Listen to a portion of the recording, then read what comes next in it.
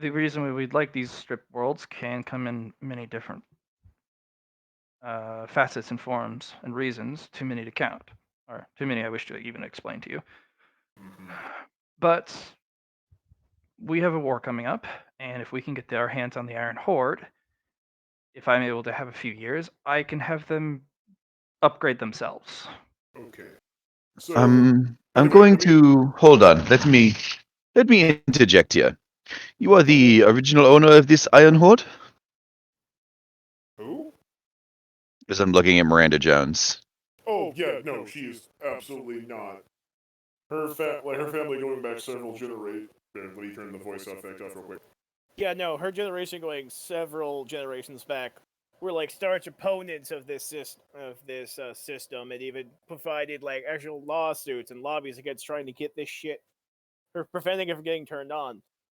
As long as the Skynet. system that created the Iron Horde Mhm. has been a thing, the Jones family and the subsets of the corporation they come from have been fighting it, and they turned out to be right, and Mm-hmm. that is why they were prepared to be able to fend off this thing as long as they have. So, Okay. by all accounts, she does not own anything of the Iron Horde. Her entire mission has been to see it put the fuck down, or at least put down enough that that human civilization can go back to normal. All right. So what she's bargaining for is she wants the dead worlds. Yes. Like this Miranda Jones wants the dead No, no. world that the Edie world wants party. the Dead Worlds and the Yeah, Iron no. Horde. Oh, Edie okay. was Yes. explaining this. Okay. I was like, Yeah. no, that's probably much more a thing that can be done. Yeah, Yeah, no, Edie because wants the Dead Worlds because they're going to have embedded manufactorums, charging bays, power systems. right. Hmm. And what I assumed that he was meaning that Miranda Jones, the last living member of the bloodline, wants is these living worlds, so that Oh he yeah, so no, he can she's not rebuild. getting them. Like here's the thing. Miranda Jones works for you nominally because you're her god. If we come in here and we do this shit, and Edie is a Centauri, which means that the Centauri are going to back her play on this. Mm-hmm. The Centauri are going to want those worlds so that they can expand. Right. And And that's what we're Edie trying to wants the figure out. dead worlds. Essentially, you're selling us this universe if we can claim it. Yeah, that's because like here's the thing: who's representing them? They have Right, backed him long enough. He's going to try to protect his people. No, right. that's fair. So negotiate. Right. Yep. That's Haggle. what we're trying to set up here. Yeah. Yeah. Because Edie just did in 10 minutes what you guys couldn't do in presumably several centuries. Right. Which means that whatever Edie requests immediately goes on the table and is non negotiable. Because all of the effort is going to be behind her request. She's going to be the one doing the work. Now, Hazard is Okay. one of the few rules that Briley gave Alhazred Okay. is No. coming into play here. Okay. So Jones, real quick. What I'm thinking here is that you are all a fairly spacefaring civilization by this point, anyway. In fact, I believe you started out as a corporation, so perhaps you could in fact be set up whereas they claim the worlds, but you're able to still trade and all that stuff within this area, forming a sort of, I don't know, trade empire there or something. No, we want a solar system. I mean, Not this one, the one we've been defending. that's pretty reasonable. I mean, you've lost how many lives and how much resources trying to defend your home? Yes. So let us have our core solar system, and for undesirable or other specific celestial objects, let us at least have purchasing rights, or at least the Jones family receive the friend rate Friends and for family purchasing discount. friend family discount. That way, our efforts won't go invalidated. As for whatever else you can conquer in the rest of the solar system, how or the galaxy, we're how not- are we supposed to? We're not stopping at the solar system. Right. Yeah. Whatever else you can conquer out there, we'll probably never see it in our lifetimes. Mm. Because yeah, we're a spacefaring race, but we're not a universe or a galaxy traveling race. Maybe So one day. I'm gonna pretend to be Nios at this point, because he's the person Al Hasbard would call in for this shit. No, he'd call in and be like, "Oh, all right." There's a whole universe up for grabs. I don't negotiate. Sort it out. Edie wants stuff. He just kind of looks at ED like, "That sounds very Centauri, yeah." Yeah. Hmm. So So from what Nios I is know, going to go ahead. so Go from ahead. what I know, the original goal of the Jones colonies, once the Iron Horde went online, was to maintain, the human race. Yeah. So my wondering, here's the thing: we do now have, in fact, access to other universes, whereas Mhm. the Jones can, in fact, resume their position as merchants and traders and such.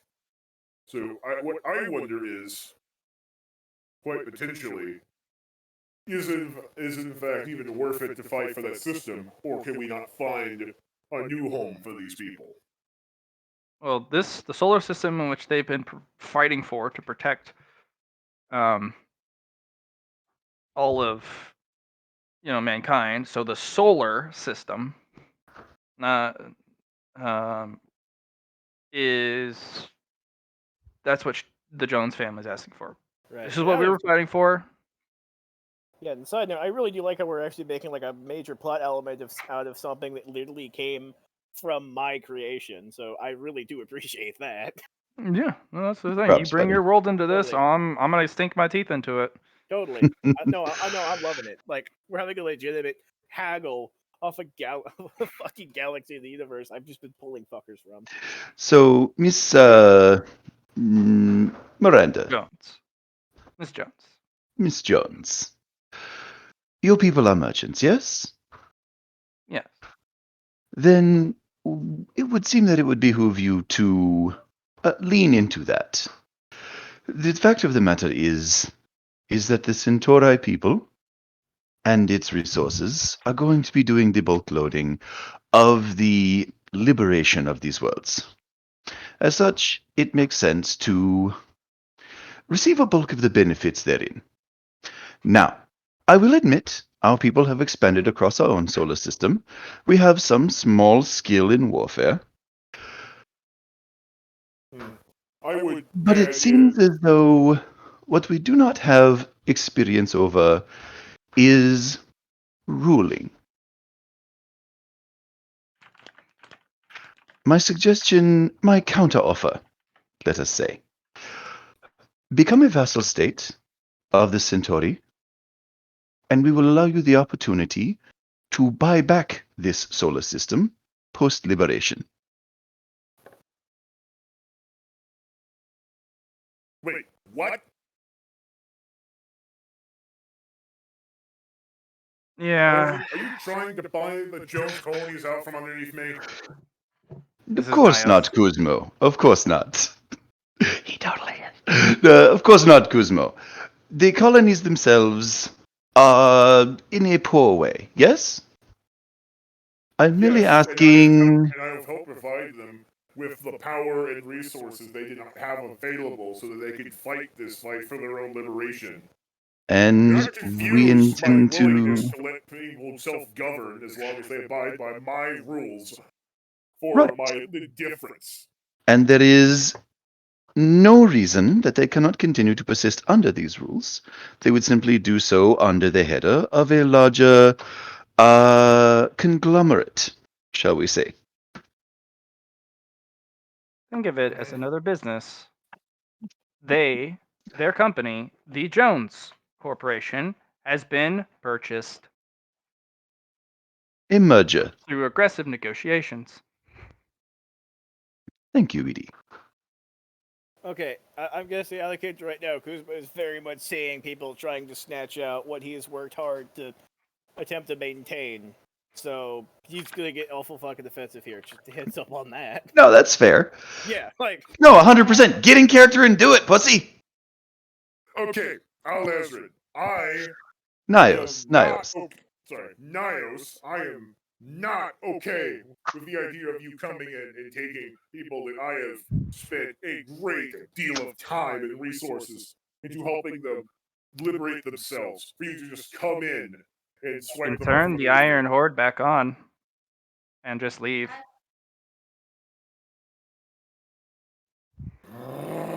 Well said. It is not difficult. They are on standby orders. I would merely put them back to the most recent state before I make any changes. They would continue their operations. Sure, the individual robots that are deep into the Jones territory would be disassembled, but the manufactorum on this planet alone is enough to overwhelm, well, almost within a year's state. We could, This was of a ticking course, timer regardless. enter the universe and begin an expansion of our own into nearby solar systems. And we would be willing to be incentivized to assist the Jones colony in reacquiring their worlds. We would have, by necessity, need to be remunerated. If we were assisting the lawful reclamation of a vassal kingdom's ancestral homelands, however, why, that would be something that would fall upon the onus of the Centauri. We are a proud people. It would not do to make our vassal pay for their own success.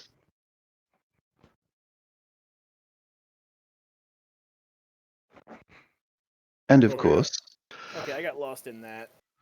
like you were meant to. Yeah, you're meant to. Oh, okay, fair enough. Yeah, the fucking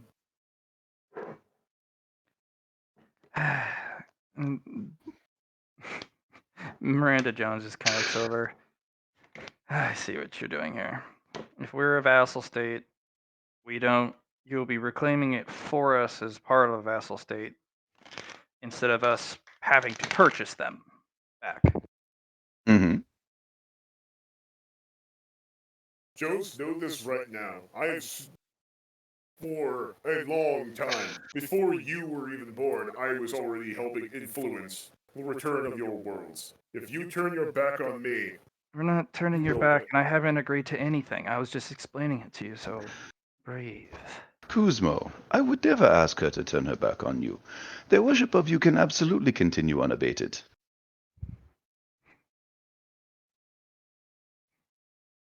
We have our gods and they have theirs.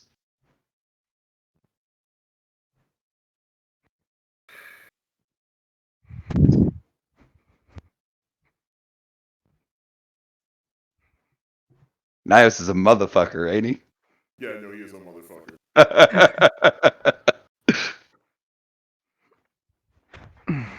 Miranda, you were like you acting as representative of the Jones colonies are naturally going to do what's best for your people. I understand that. But do not forget that these people are new to you. True. But at the same time, they've done what we've been trying to do in 10 minutes that you couldn't help us do in a century. But I'm not going to discount or belittle your assistance that you've provided us. Not, we would never ask you to. Kuzmo is a great friend to me personally and the Centauri people. Precisely. So, Kuzmo, what do you feel you will lose here?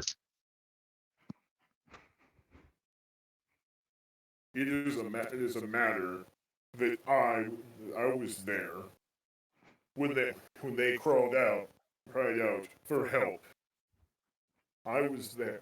I might not have ever entered their system personally, but I send my own blood fires in to help them reclaim Chrysalis. And does not your friendship with the Centauri lead to an even greater assistance?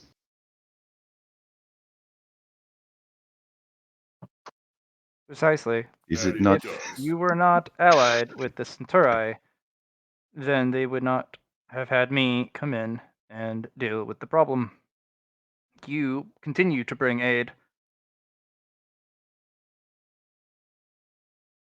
You brought in aid through an alliance rather than a force of military arms. Hmm.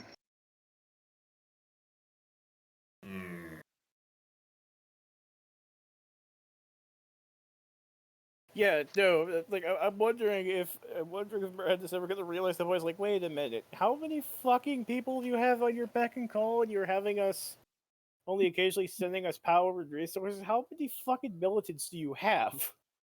The answer is a lot, Yeah, and they're undying. You're not the only war front I have right now, so. Ugh.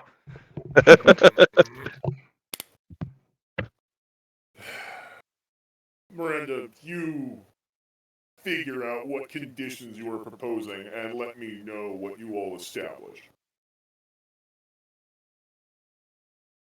I will not have my people stolen from other duty, but it does not seem to be what Nios is suggesting.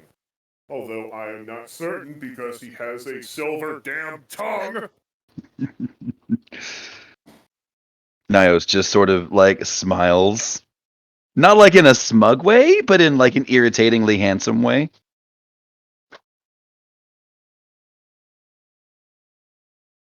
And he's like, Kuzma, when have I ever taken food from your mouth, huh?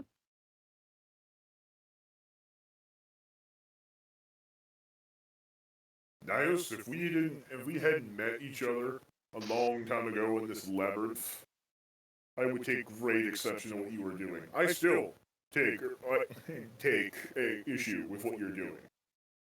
But what am I But doing, Kuzma? Am I not helping the people you swore to help? And do they still not know that it is your aid that brings them their help? Salvation comes in many forms, my friend. is the matter that it seems as if you are in fact trying to.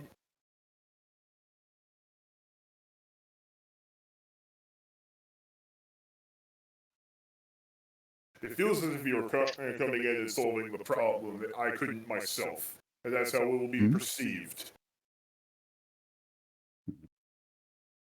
Kuzmo, don't think of it that way. If you present it that way in your mind, it's how it will be presented to your people. Get those picked up. It is the fact that you have struggled through the labyrinth, made new associates who have means of a different nature than your own. That is what allows you to liberate your people now.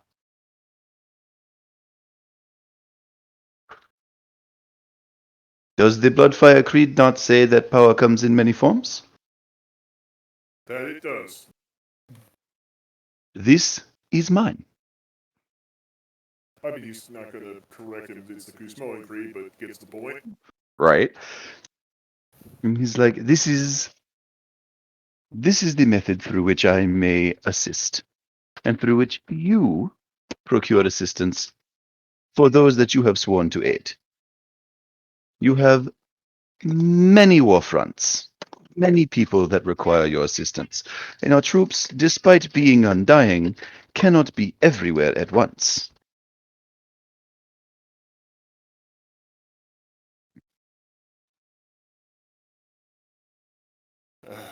And at this time, we are in fact conducting a war against these void creatures. Exactly so.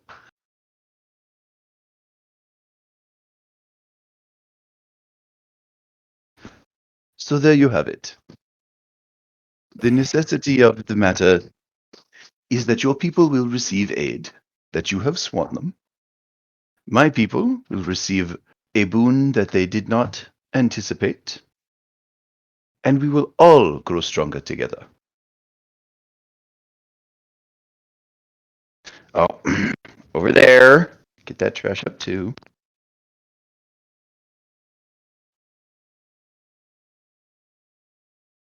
Yeah, out of character. I'm not sure if anyone picked up on this, but this is the position Guzman not wanting to admit that he was incapable of doing what you guys are currently doing.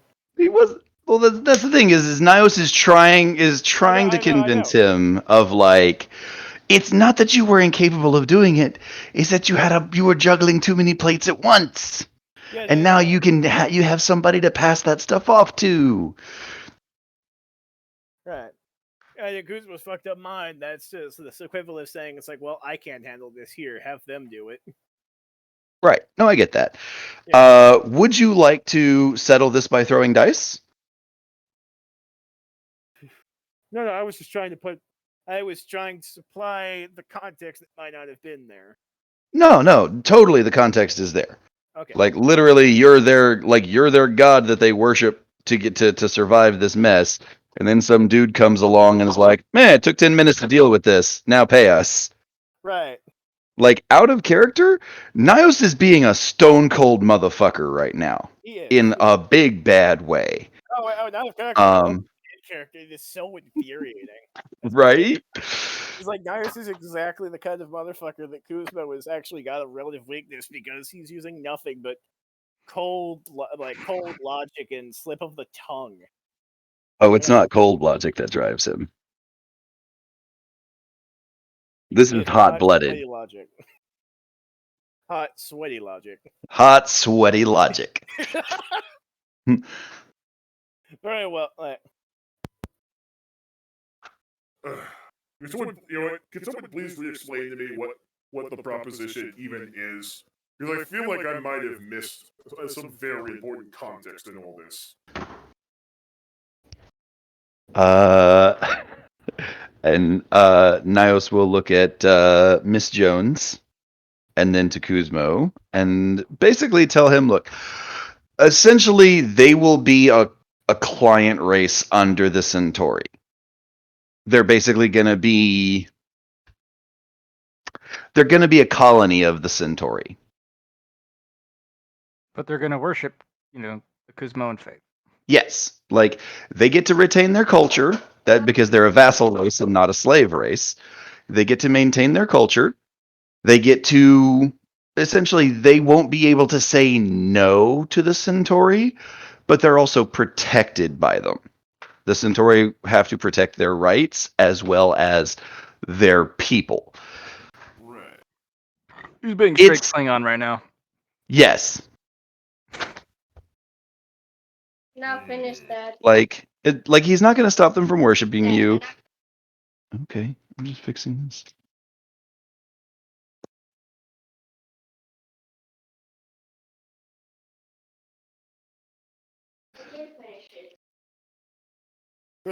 Very well then. Yeah, essentially, culturally they'll remain the same. It's just that the Centauri can go, these are our people, but they're not us.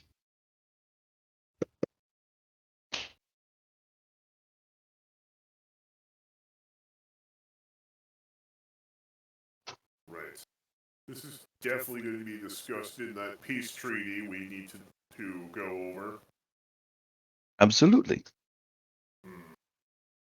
And if you feel that you cannot part with them as vassals, associates, or allies to yourself and your Dimaras, there is always the option for you to reclaim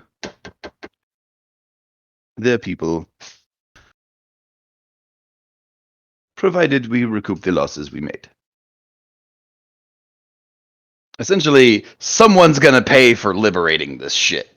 Right. The Centauri are paying for it now. As a vassal kingdom, they'll be paying for it over time, or you can pay for it now. Right. Yeah, that's the difference between Abdul and Nios. Abdul would probably be like, Yeah, that sounds fair. We're friends. We can do that type of stuff. This is friend stuff. Mhm. We don't need Yeah. no deal. We'll conquer that shit. We'll take the robots. We'll take your dead planets. Sounds good to me. Nios is like, no frenzies. This is a service from one nation to another. Yep. No, Alhazard would be like, the Centauri want some of these planets. Give us half the planets in the galaxy, and some of them do need to be garden worlds. Well, yeah. And that would be Abdul Alhazred's whole thing. Nios is I mean, like, I'm what- gonna get everything at the end. I mean, that would be the thing. What else we add on is that what the Jones colonies were like before they became like the last beacon of human civilization. Their entire their profession was basically being terraformers. So that could Colin. actually that could be what that part of their profession. Like a lot of those garden worlds were worlds that they literally set up for terraforming and have just been protecting for generations. So And that they could absolutely buy off their vassal state with garden worlds. exactly. And That's Nios would be like, fucking bet, fam. yeah. He would they would haul some stars around, they would set up trinary systems like Alpha Centauri is, and they would just be like, here's a new world. Expand, everybody. Praise me, for I am the head of all Centauri. right. Right. Yeah. Because that would be And the that's one thing he could do that would outshine Alhazred. wait, run that last part by me again. The one thing that Nios could do that would outshine Alhazred would be like, I created another world that is that is a damn near perfect match for our own. Just expand on it. Just Right. I give you another Centauri. Congratulations, the Beta Centauri. That's the thing too. Is like Miranda would know this. Is like actually we could legitimately fucking pay this off relatively quickly just by how much fucking work we put into terraforming. Right.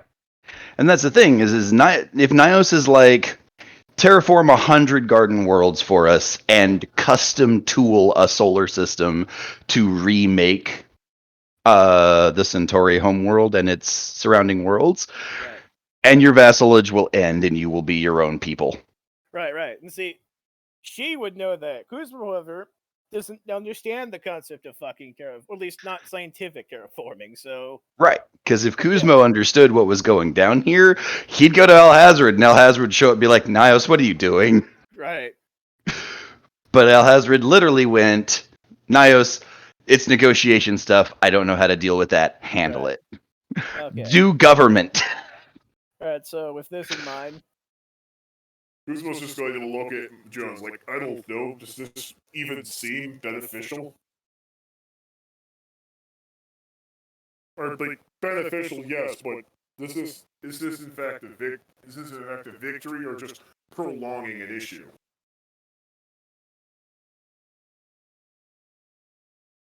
Yeah, that's you. Look, I don't want to admit it, but I would like to not have to continue fighting for survival.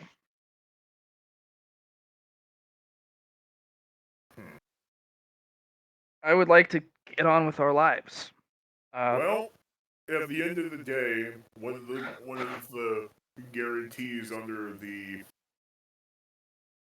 Gurnberry dynasty is in fact self-governance, and this is, in a sense, self-governance of a sort. So, We'll agree to vassal state status with a couple conditions, because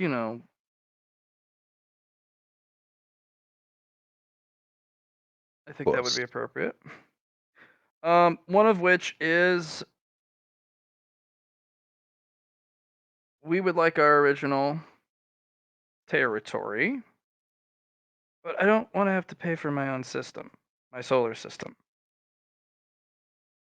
Let that be under the accords that the ancestral lands of ours are returned to the rightful owners without having to be charged for them as a gift to the new vassal state. Hmm. And that also does not mean that. That also means that we don't have to pay for rights to the resources on any of the planets, including air, water, mineral, so on and so forth. Especially as far as I Nios know, has this moment of just like, ding! I can charge people for air and water? Yes. Like, it's not necessarily that he did, like, he wouldn't have never thought of it. It just, or that it didn't click, but he just like, that's not a thing because air and water is rationed on space stations where he grew up on. And he's like, holy shit. I can literally charge people by the breath. Wait, no, that way lies tyranny, and Alhazard will come and donk me for that. All right, hold on, And bring it also, back. Kuzma will donk you for that shit. Yeah, Don't get me he's wrong, like, Kuzma is very much a free market deity, but there is a fucking limit to that. Yeah. And she goes over a no, lot of caveats. Basically, everything of the original solar system, their mhm. core system, their ancestral system, including the star, all of the celestial bodies, including moons, asteroids, nebulae, everything within the Everything in bounds. that solar system. And she will relent that it would be what we had defined as that full system. As much as far as all the planets that orbit and are affected by the gravity of their star, Hmm. and a buffer space beyond that for security purposes. Nios will counteroffer that as like he'll give that to them as a gift to whoever is currently, or he'll give that to them as a gift when their time as a vassal state ends, either because of a time limit, or if they earn their way out of it. In return, he wants another Centauri. Well, they will be mostly paying for the things for other celestial bodies because they're going to want to expand beyond their solar system. Of course. But part of the negotiation is, you know, you're the one liberating those planets. We can't even get to those solar systems. So, Right, but let alone liberate them. post liberation, he wants them to, once he finds out that they're terraformers, post liberation, he wants a specific series of worlds set up. That can be negotiated for additional territory and or leasing of planets or leasing of like mineral rights and other resources. Right. Be right back. So they Fair enough. want the rights to the solar system as a gift now because they don't want that sword over their necks. The solar system isn't even totally liberated yet, is it? Yeah, no, that's the thing. Edie liberated this entire solar system. Oh, I now. thought she'd only liberated the planet. While you guys were Okay. talking, she did it. Oh, wow. He's like, whatever this chick wants. I don't give a shit if it's a robot.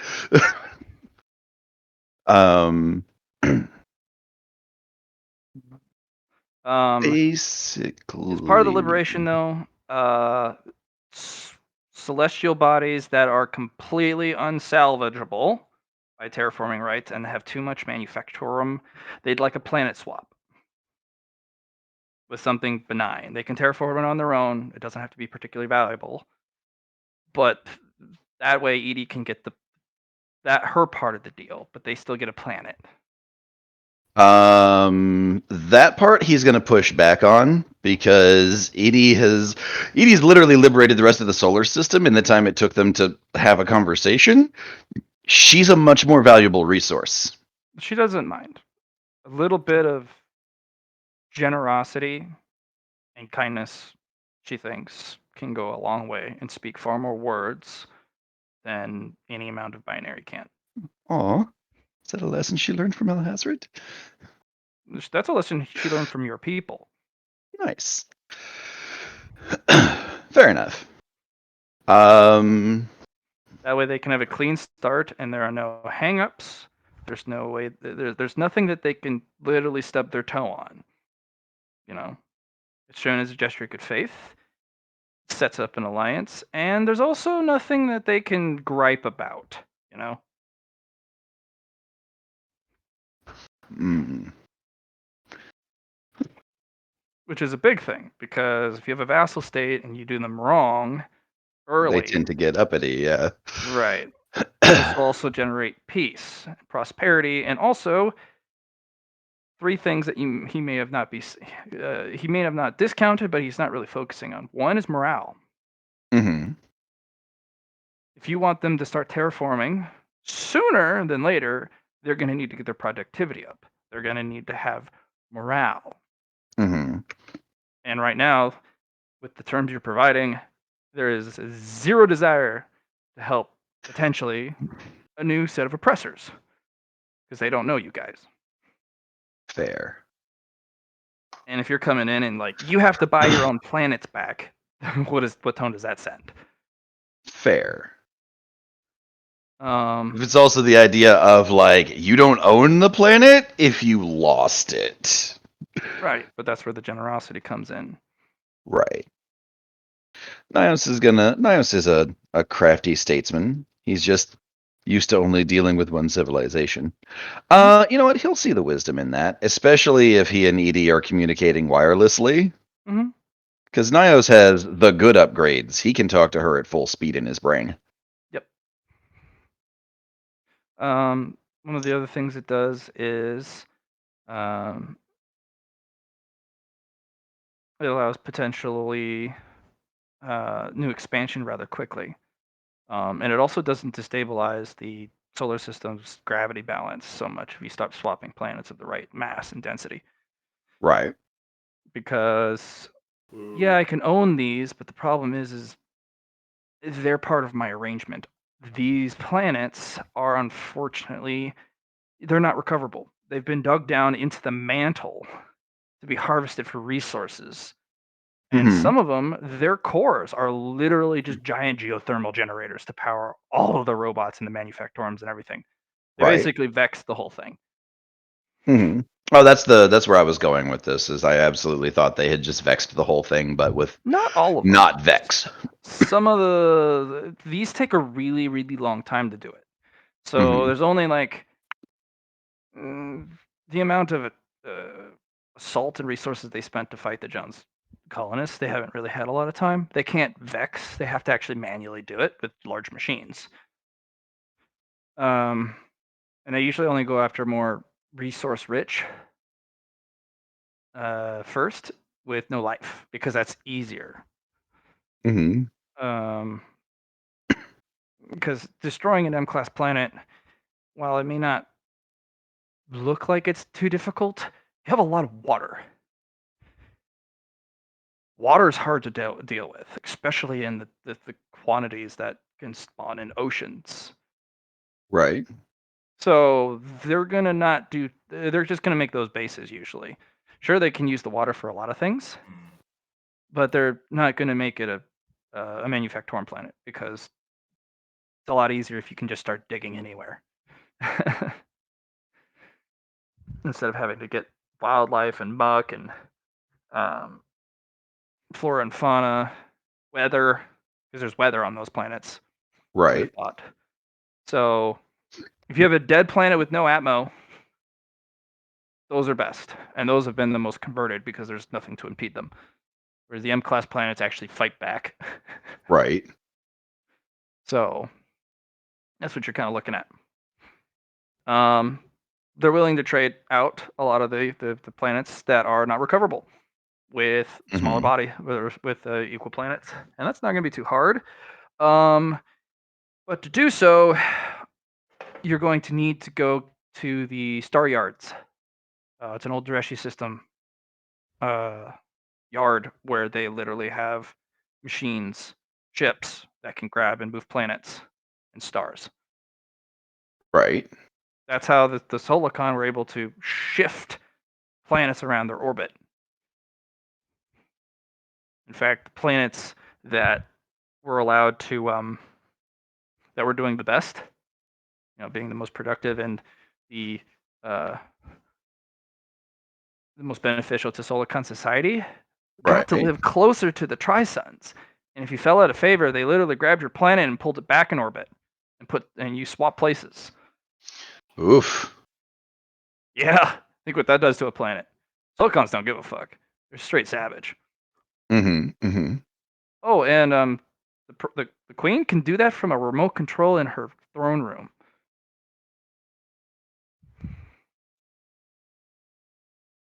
Oop. Damn. The Star Yards have been claimed, but Daresh was always a thorough motherfucker.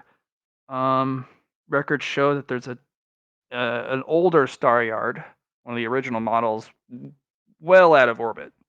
It'd be basically a lost Forge world, the equivalent. Huh. It would have to be reclaimed. The amount of defenses on it would be considerable and would be complete suicide. For anybody else. Maybe. She's only able to calculate up to binary 3. She would need 4 or 5 to make sure that everything didn't actually have an opinion. Okay. How do we enhance her ability to binary? You need more Dreshi tech. Specifically, the Lost Phoenix logs. The Phoenix logs were literally his inner core, Phoenix Industries, which was basically his private, most elite group. Dicking with Phoenix, it was basically the SS of Dreshi systems. They got to do whatever they want. They had the best shit, most powerful people. They would need to find a Phoenix facility. They would, on the core servers in the heart of the facility would have pretty much all the dirty secrets and all the best stuff from Dreshi Tech. It's also where he also keeps some of his more experimental stuff, which means wacky shit. Wacky shit, and we might all fucking die bad. And you may not even die to things that you can perceive or even make sense of. Why am I disintegrating? What is the fuck is going on? Oh, that's not real air. What do you mean it's not real air? All my systems say it's air. Yeah, but it's not. Fuck! I'm breathing this stuff. Yeah, that's why you're disintegrating. Stop doing I'm that. disintegrating from the outside in, not the inside out. How does that work? I don't fucking know.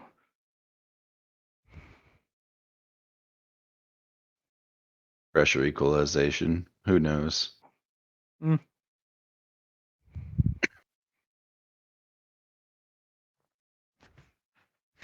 Yeah, so that's the type of shit you're running into. And that is some of the players have tried to do this type of stuff, and it's been a TPK a couple of times. Oof. Because Dreshi systems are always the remnant stuff. Everyone wants to go after it the moment they hear about it. It's not unfair because that's a lot of cool stuff. But you also have some crafting. You guys also might want to get Kuzmo the grand summoning array and abilities. Right. From that teacher. You guys also have a Doom Roko. Doom Roko does make it is a great fucking equalizer. Yeah, so if a big fuck off robot comes out and goes, well, this is Nova Sign. This puts pretty much this is overkill. And then you go, I have a gun for that. This is literally indestructible. You do not understand indestructible? This is made from strange matter. You see that, Dave? It's just gone up through your head. Pretty much. You guys have the resources, but it literally could be tricky. Actually, it's going to be tricky. It's going to be very tricky. Woo! So yeah, Guzman's literally just looking back and forth as these two discuss, and he's like, "Oh, yeah, no, yes, we would actually very much like to be a vassal state of the Centauri because security. We haven't had security and a protection umbrella of a lot of things, and being allowed to keep our religion and culture and way of life, that's a big thing for us. So, yeah, Terraforming for you for business? Absolutely. We need to make some cash, we want to keep the things going. We can't move planets yet, but we can certainly deploy on them.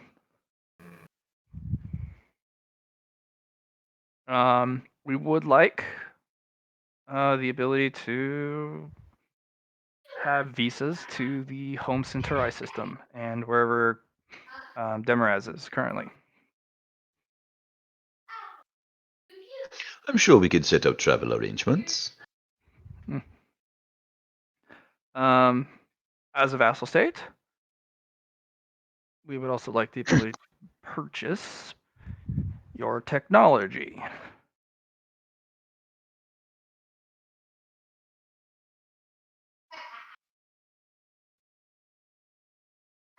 And this is going to be the one where Nios sort of slides a bone their way, and he's like, as a vassal state, you would be entitled to an uplifting. I kind of nod. All right. Certain physical alterations will have to be kept away from you. Essentially, unless you wish to become Centaurian more than just name.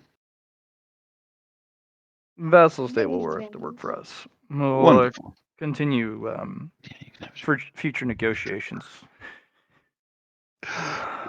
But yeah, so we would have to negotiate later on the possibility of any of your people entering the Cyber Psycho program. But you would be able to, you would be uplifted to our current technological state, and as a vassal kingdom, you would be allowed to send people to join the military, but they would be under the head of the Centauri military forces. Now, here's the other stipulation that I don't think we really focused on. War.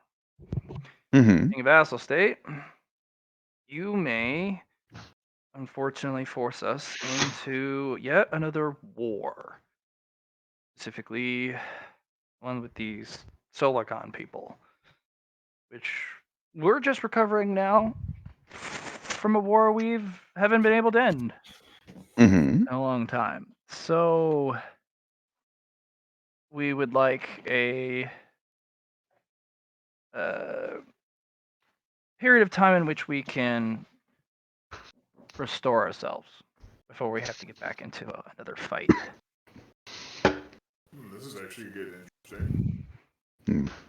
No, I mean, like, this is actually legitimately interesting because here's the thing: when Kuzma picked them up, they were using ship combat and guerrilla tactics, and that's what made them such good at hit and run fuckers, especially with their emphasis on light vehicles to compensate for the machine's general physical power. But you will be acquiring the Iron Horde, which Mhm. could be used in lieu to fight for us. So we may focus entirely on terraforming, which you seem to be very interested in. Is that in relation to Centauri? Mhm. Yeah. Oh yeah, Miranda's basically trying to slip one under us. The Iron Horde and the resources that it has are the purview of our Mechanicus General, and those are already allocated. If we do find ourselves in a wartime footing, it would behoove us to ensure that our vassal state has means of supporting us without unduly endangering themselves. We may require you to shift to a wartime production phase. Production, But we can do. We can absolutely, but unfortunately, we've been dying by the droves, and we're nearly extinct today. We really appreciate the help, but we are in no means going to have the morale or wish to continue fighting. of course, Production and manufacturing and deployment and shipping, transport, building. Absolutely. Our people are very well equipped and very learned at such things. You give us a schematic, we'll build a manufactorum for it and start pumping it out. And of course, that could also assist in paying for things.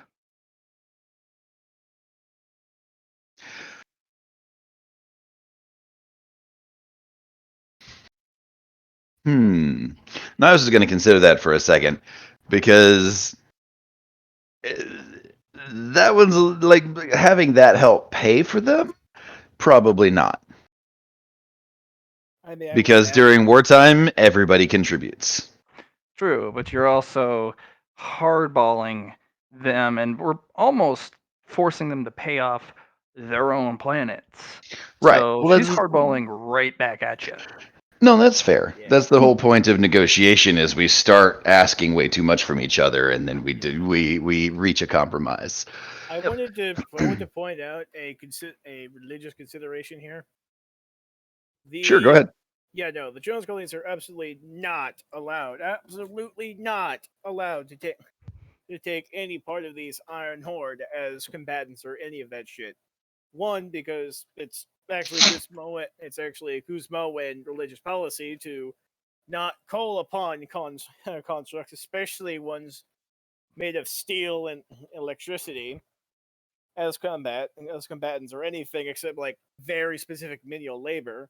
And also, it was part of the original vow, a century or so ago, that they are specifically set out to destroy the Iron Horde, not to take it over. And it was agreed on by both, so We're that not. They're not. That's Okay. that's the loophole they just abused on you.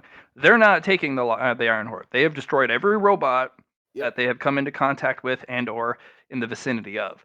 The Alpha Centauri are under no agreements, and they are stealing everything No, Yeah. that's what I'm saying. That's what I'm saying. That's the part that's fine. or liberating them.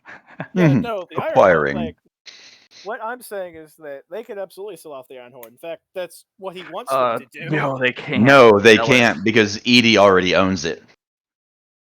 The first thing that went on the table is the Okay. Iron Horde and all of its current assets, Yes. which includes manufactorum, troops, ammunition, weapons, vehicles, anything the Iron Horde I currently was has going to say deployed that's what I falls was under getting. Edie's ownership first. Yes, that is what I was saying. Is that the Jones colonies are not going to be allowed to use these combat models or any of this shit. Yeah, no, they're not. Except for like raw resources. The thing is they're trying, like Miranda Jones is trying to double dip and be like, the Iron Horde, we can be part of, like, paying for our vassalage, and she's all I and was saying. Niles is like, no, we already own that. You're not going to get to All pay I us was with shit we saying- already own. All I was saying is that they are not, as the Jones colonies are actually sworn not to use any of the. Not Jones colony, not Iron Horde tech. They're allowed to use the tech. They're not allowed to use the actual like thinking machines and shit. No, that's fair. They're not. So They're not using. so any dealing that involves them trying to get past that is going to be immediately shot the fuck down by Kuzmo violently.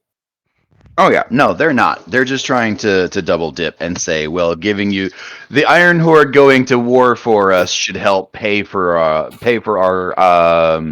contributions to the war effort. Oh, And yeah, he's going, no. Kuzmo shooting that down. It's like they were never yours to give them. They were your Well, were I'm your saying fight for us, as in we don't have to send our men instead.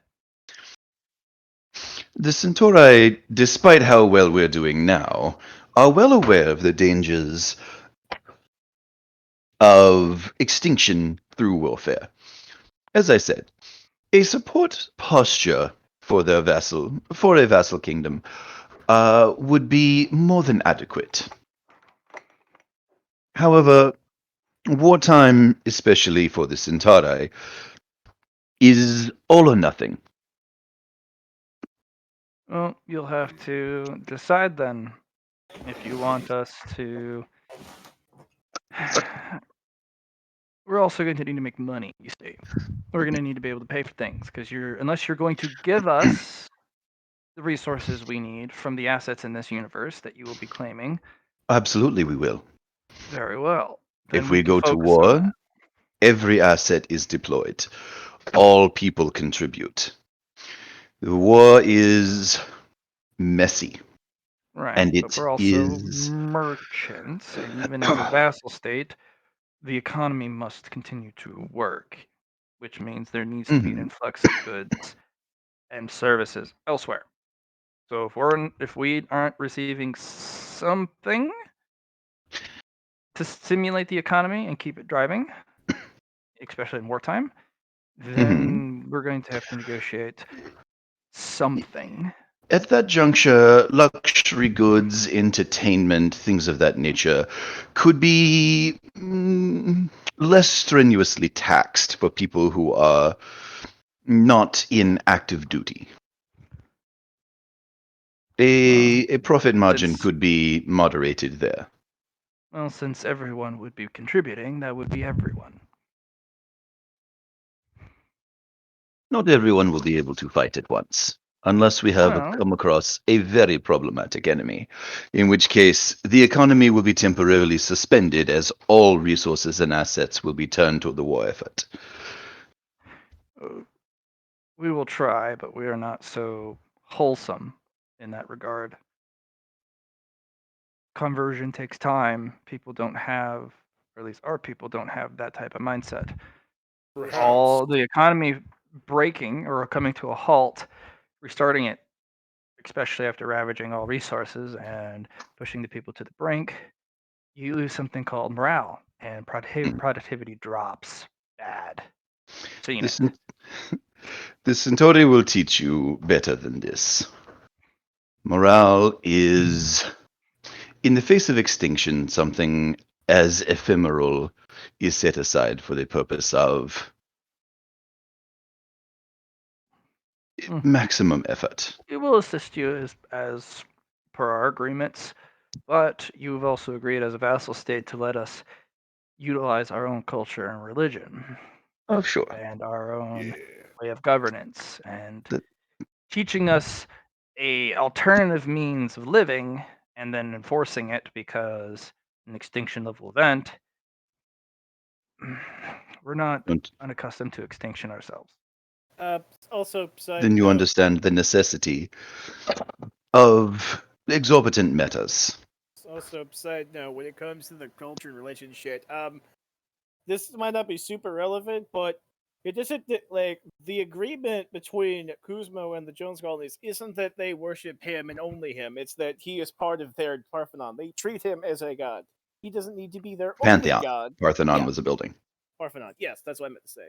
You said Parthenon twice. He's Pantheon. not against them having them taking Centauri gods. They just need to remember that he is also one of their gods. Right. Right now, the Centauri only have the one, and that one is war. Yeah. He was up there on the stage when Alhazred got married. No, that's true. I just wanted to put that out there is that it's not like because I actually, especially because I was considering war on that one because she's definitely going to try to dip her finger on this and for like good reason. So that's why I specify as long as they still have like pay religious tribute to Kuzmo, all's good. Fair enough. Yeah, he's used to working in a pantheon.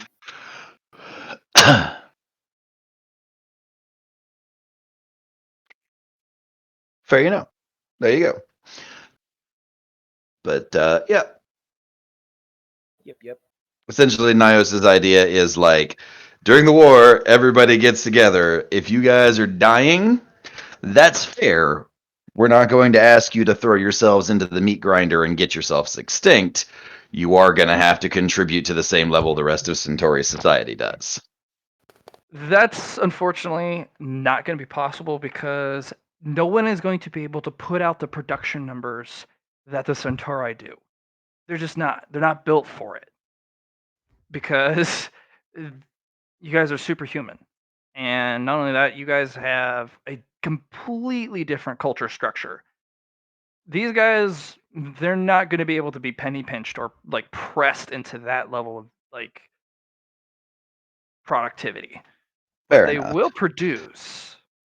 And she's trying to tell you how to best get what you're asking for without breaking her people.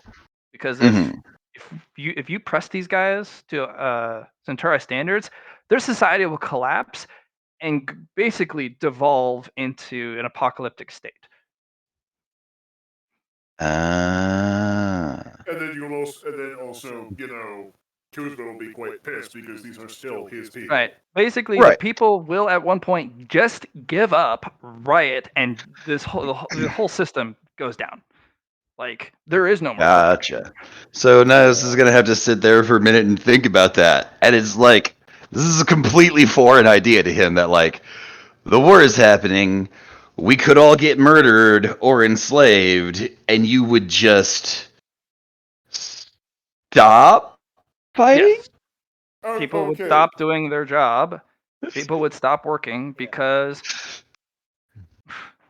In fairness, like the tenants they've been picking up through Kuzma's fucking patronage would generally lead to that being a lot more difficult because teaching of ambition and powering through shit. But right. yeah, That's why they no, would be able to be pushed beyond what normal society could handle. right. Because Mhm. But A, that's the thing too, is that they're also taught, self-actualization. These are not serfs; they are you would independent have to people. imbue every single person with this with With the bodily enhancement, retrovirus. the retrovirus, and you would also have to their whole culture would have to change for them to Mhm. reach those type of production numbers, and they're not built for that. That's not something that can be learned. No, Because that 100%. has to be hammered in, and Alhazard would literally have to alter every single person, or Nios would have to like brain alter them. Yeah. Yeah. And like that's the thing is Nios is like working on this idea of like you're saying you literally can't put in the same amount of work we can. Our people need to breathe. Our people need to be able to pick their heads up and look at the sky and do nothing for a bit sometimes. Go out with their kids and not work 20 hours in a factory and then sleep for the other 4. You need a whole 4 hours of sleep? We need 6 to 8 to function properly. If you push us to 4 consistently, people are going to break down. Maybe some of the most hardened people can do that. Maybe some of our most specialized forces can do that, but not forever. Legitimately, the people from the Pact could probably pull that off for a good while before keeling over the fuck dead, because they're just built different. Literally, Yeah. they are literally built Hmm. different after they succeed the trials. Nios is going to stop. He's going to think for a minute. Ah. I see, and I hope you do not take offense to this. I had overestimated you. We're people. We're human. See, that word doesn't mean anything to us. We are Centauri. Right. And we're human. And the you were a Centauri, just that also means nothing to us. Obviously, you guys have gone down a different path. You have made modifications to your persons. We've done so, but not that drastically. We went to a god, and Mm-hmm. we through him we've improved ourselves. Yep. You did something else.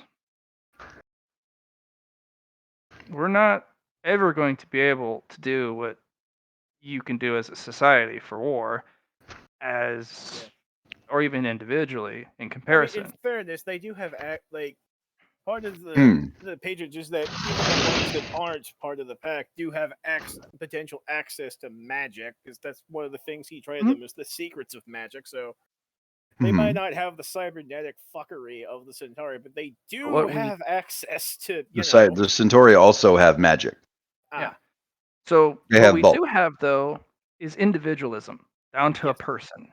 We Mm-hmm. have the ability to think as a people individually and also protest, which grants us a rather adept and sophisticated groups of opinions, which allows us to think logically, diagonally, radically. You know, Mm-hmm.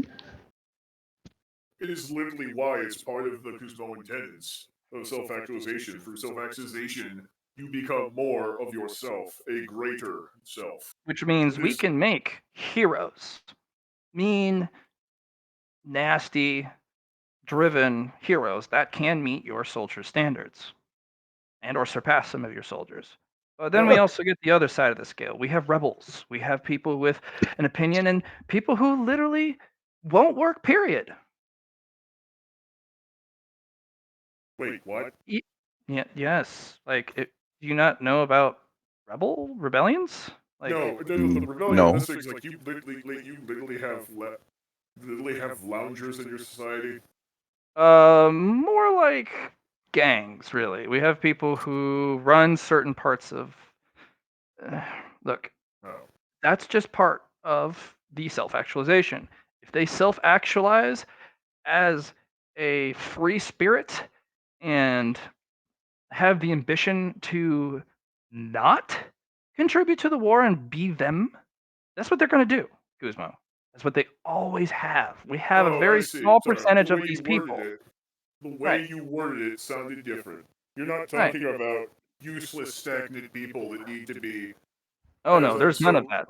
There is no yeah, people sitting at home just lounging at and watching the TV going, "Ugh, this is all I do."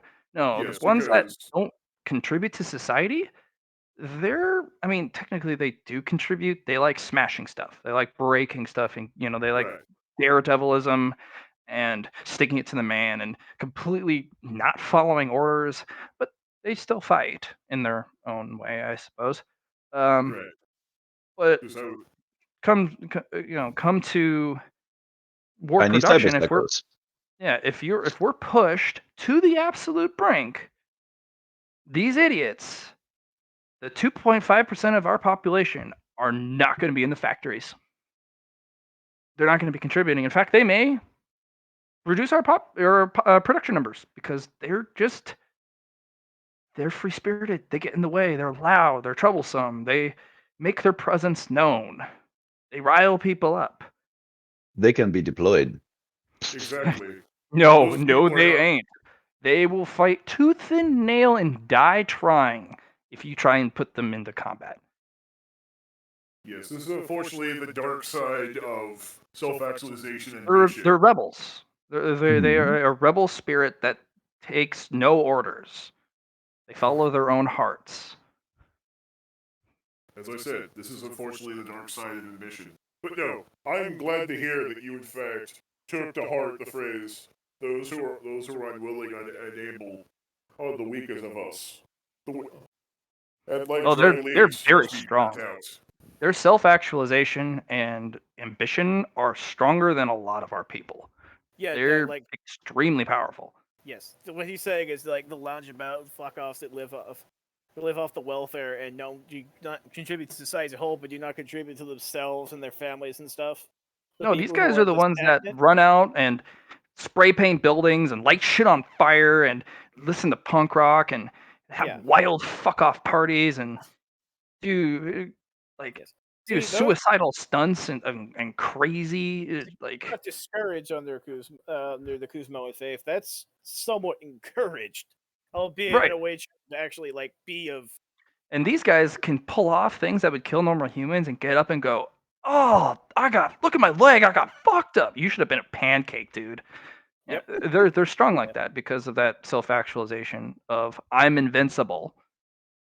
Yes, I'm a free spirit. and his confusion was for a second. I thought you were saying that there was literally those lollygaggers that don't do anything, and as he said, those who are stagnant and can do no good either for their fellows or themselves must be treated like dry leaves, Yeah, burned burn. out. Yeah, there are none of those guys, but there are. I love that socialist agenda you put in there, Kuzma. But these guys, you cannot press them into service, and That's like the one they're part. also That's like the one socialist thing Make Guzmo nachos still. has. They are a waste of resources of Right. people who will actually do for themselves and others. Therefore, they are What are a these? drain, a stagnancy, and they must be eliminated. well, there you have it. Or You have a eliminated to be anything from like actually straight murdered or motivated to be make something of them fucking selves. sure, and now Nios has a really long, good look at what humans are. These guys suck. He's like, So you're telling me there's a whole percentage of your like a whole 2.5% of your population who are just going to be like, no, fuck you. I'd rather get extincted than put the effort in.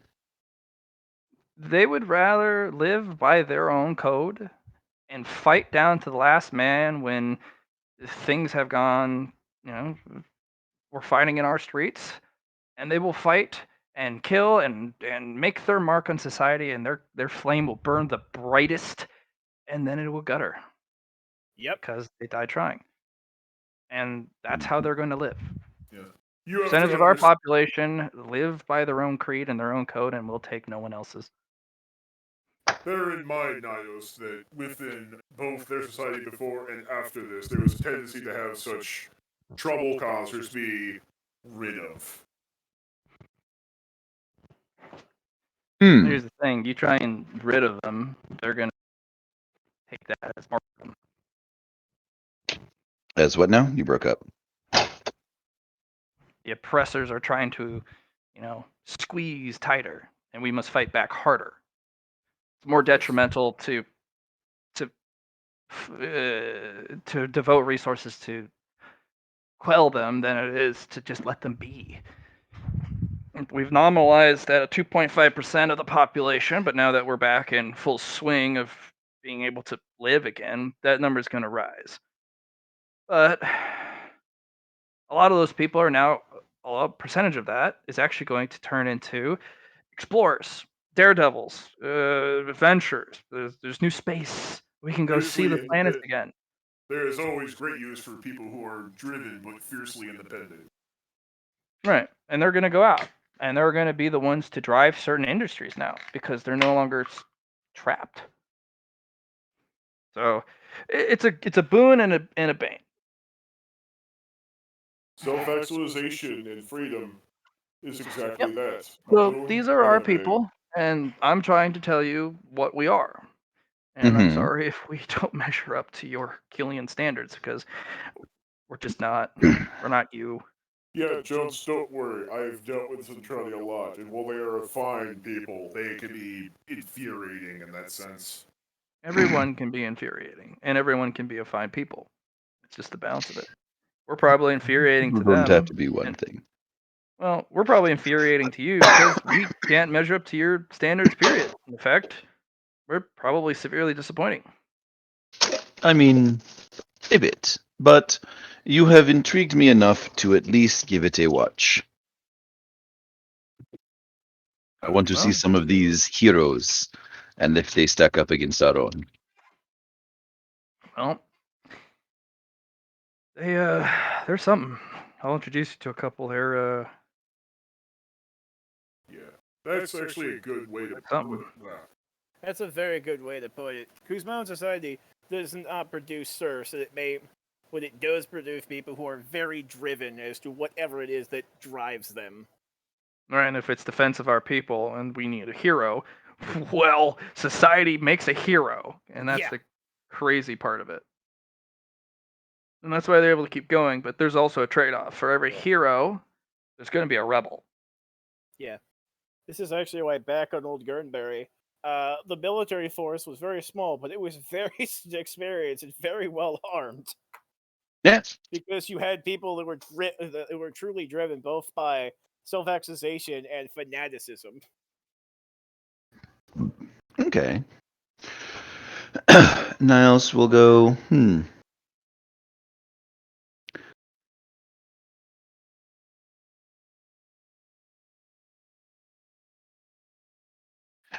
All right. I think we have something of a basic accord here hammered out.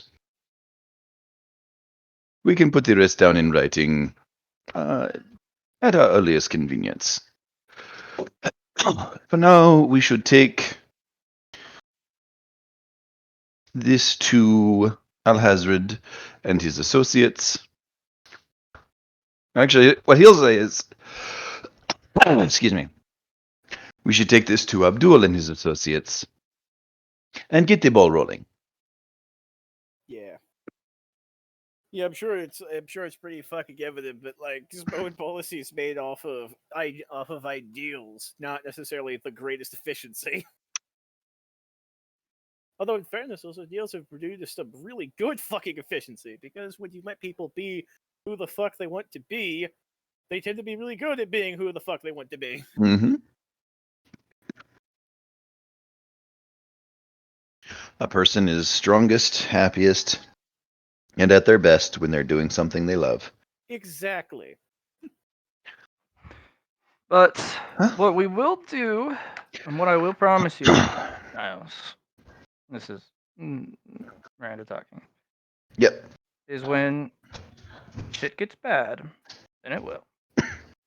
When you need us most, we will not disappoint, we will not desert, and we will meet and exceed all expectations, despite our oddness in the way our society operates to your eyes.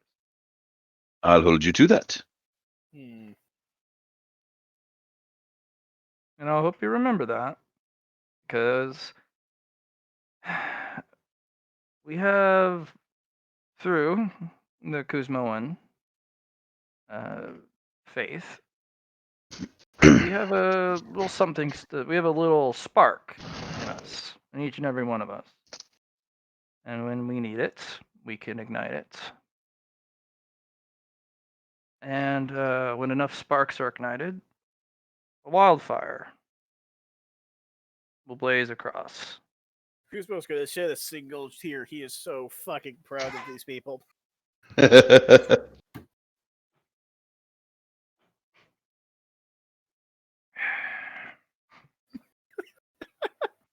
Legitimately, though, this is exactly how I formatted it in my head. I'm glad we could make it work for you, buddy. Yeah, this is great.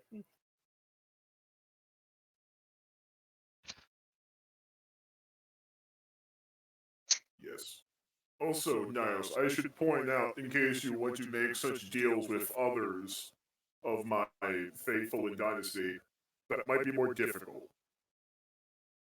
By which I mean, literally, certain sects are not, in fact, entire nations. For instance, the Bloodfrost Brotherhood is, in fact, knows no national borders, but more religious. They are a knightly order. And the border region's renegades are, well, renegades from multiple different systems from where they come.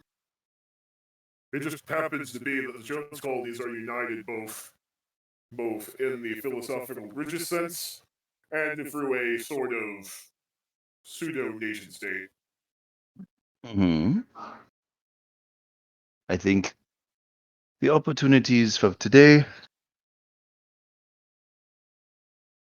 will be enough for now. Good. I just wanted to not set your. I just wanted to make sure you didn't set your expectations too high. Of course. Realistic goals. Of Like course. conquering the universe. No.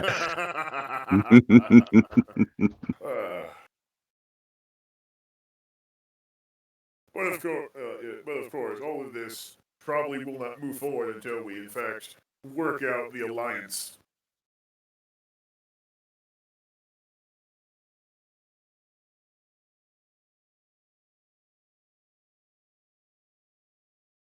Of course. Yes, We should probably get on that in the future. indeed. So, on that note, where exactly were you expecting to have these meetings? I do not know if there is any place on Centauri that would be able to fit our customs. What are your customs? I assumed it would be done in my office.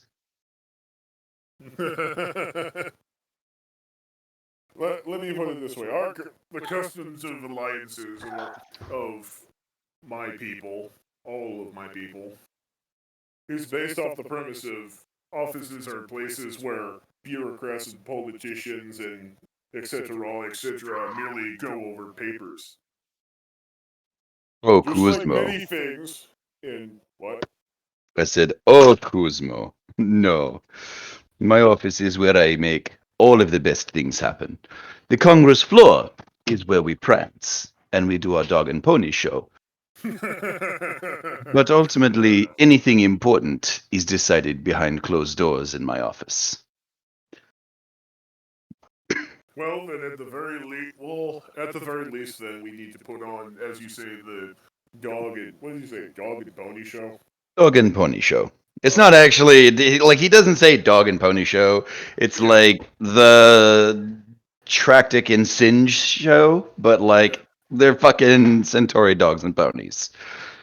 Anyway, alliances, like many things, are generally discovered in a tavern setting. You know, relatively publicly. There is no need. The way we see it, there is no need if alliances are meant to be sincere to have anything behind such closed doors. It is also as much a gauge of the one in which we intend to align ourselves with. Or fuck, I'm messing this up word-wise. God damn it. Fuck yeah, no, sorry. Somehow I like completely fucked up my own point. No, that's fine. Yeah, He's like, you want to go drink and talk shit out over drinks? Cool. Yes, that is. Show me this tavern that my brother told me about. Yes, I was going to say the Dirty Lizard. I should give a few heads up ahead of time that while it is the proceeding is fairly mild. It is not exactly going to be how do I put this? It is no prudish affair.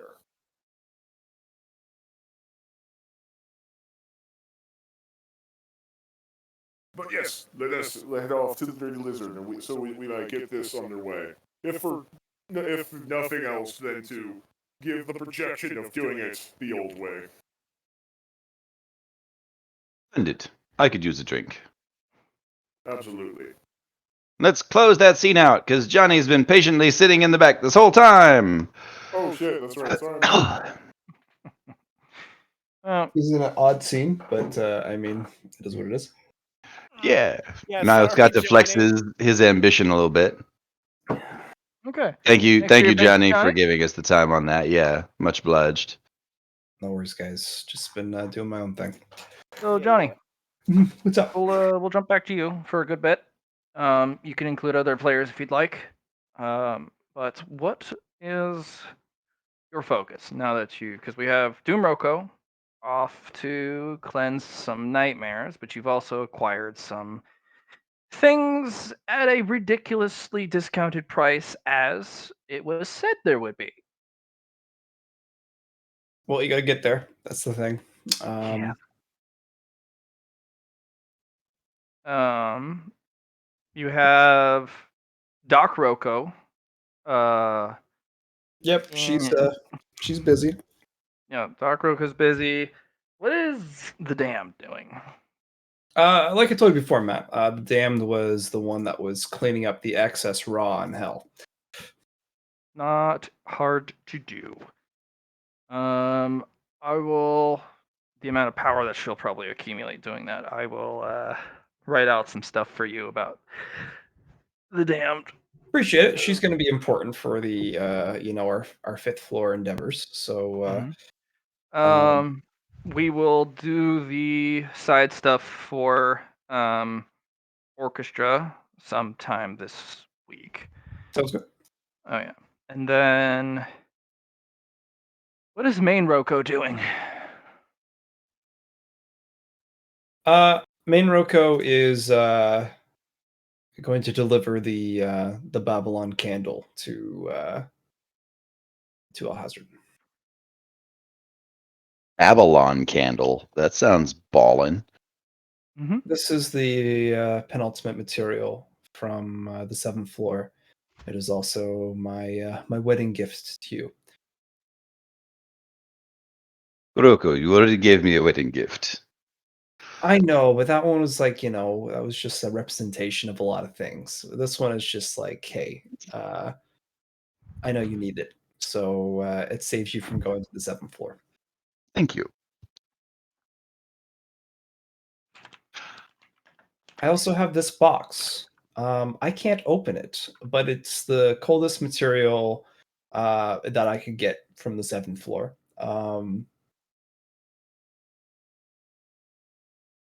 I know me and Az were talking about needing something very cold at the labyrinth, but I don't know how she would use it to help me unlock my part of my bloodline. But maybe we can just go get a snippet of space on the 4th floor to do that at a different time. But yeah, I got those things. But yeah, I just wanted to give this to you personally. I know you're busy doing your stuff, but whenever Oh you need, no, I left Nios to do all of the Politico. oh, good, good. So He's fleecing a civilization right now. Like an entire civilization. He's gonna own that universe, and whenever they try and expand anywhere, it's gonna be a case of like, why are there already Centauri here? but to prepare for our conquest, Mhm. is there? I feel like I'd rather do it with the group, finishing the hunting grounds. I also have something important. I have a way to go to the floor -1.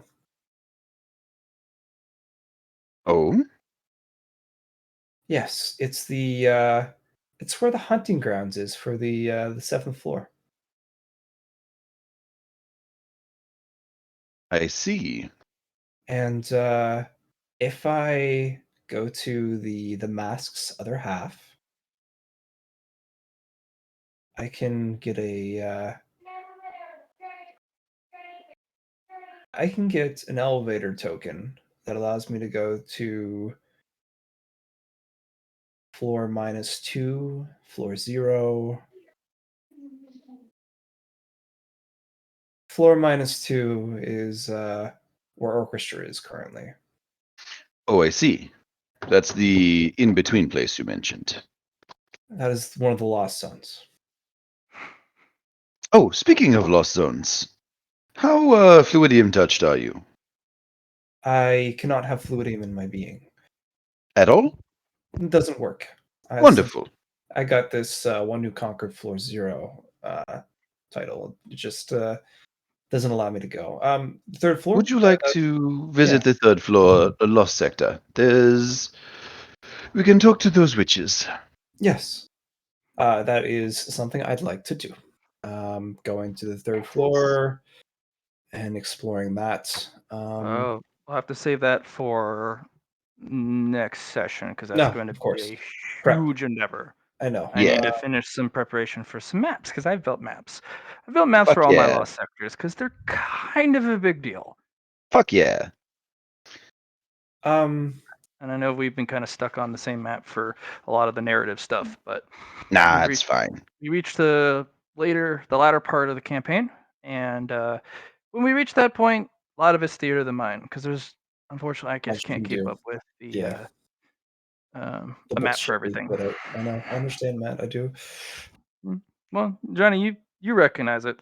Mm. I have a map for everything for the early game because it's super important.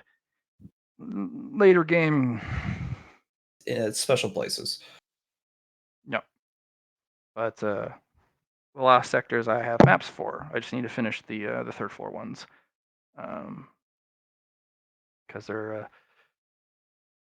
I gotta get the atmosphere right, and I'm also missing the music that I want for it. Oh no. And I know where to get it. I just have to put it together. I also figured out where the last lost zone is. Mm-hmm. It's floor 11. One more time? It's floor 11. Hmm. That makes sense, actually. I don't know what's up there. And I do know that the siren has 3 of the keys necessary to get it. I could have wished for the keys, but where's the fun in that? Seeing the look on her incredibly perfect face when she realizes that we don't actually need her would have been gratifying. That's a But hazard for you. with this teleportation, not teleportation, this elevator key, Hmm. I'm very interested in that. Being able to see if it will allow us to go to the 11th floor without needing these keys would be ideal. But the mask has a way of doing things, so who knows? Hmm. You also do receive, because Kuroko, you've had some some of the Kurokos and some of the people you paid for feeling out for specific instances or information or Okay, activity. sure. Well, also through Chamonix, right? Hmm. Uh, um, there is going to be a fight on the second floor for a penultimate material soon. Um, it's rather interesting. They know it's a penultimate material because it's moving far faster than 20 miles an hour, and it's I see. constantly hitting the basically hitting the sound barrier instantly. So it's just a constant screaming explosions Boom, boom, boom, boom, boom, boom, boom, boom, boom, boom, boom. as it moves, and it's at the equivalent of Mach 20, and it's ripping up the second floor. Anyone caught in the blast just heals. Well, I know how to fix that. Or we could just go and get it before the fight breaks out. Yeah, no, that's Um, something we can do easily. Let's Due go do to it. Kuzmo enforces the Malar, there aren't any poachers on the Malar? second floor right Sure, now, that or the key. flesh renders. Oh, Flesh Hunters Guar, yeah. Yeah, those guys. You're welcome. There's no more jackals. Yes. Also, because the god of the jackals is getting his ass beat. Well, he's dead already. Yeah, no, he's. We did him a cruelty. He's dead. So, yeah, they're leaderless, and then now all their poaching parties are, well, the vultures are getting exterminated. Um, so, yeah, you guys can go down to the second floor if you'd like.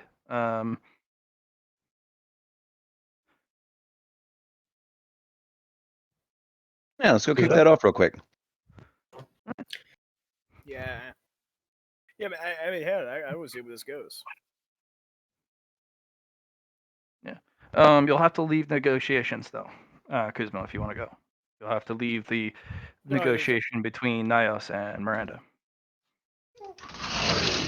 no, I was taught that negotiation was going to be between Kuzma and Nios to, create the alliance between Demarez and the So you can make your way down to the second floor and participate, or you can stick around and hash out the details with.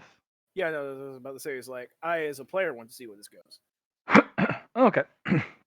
Okay, so as you make your way down to the second floor, there's a couple people just kind of poking their heads around buildings, like, "What happened?"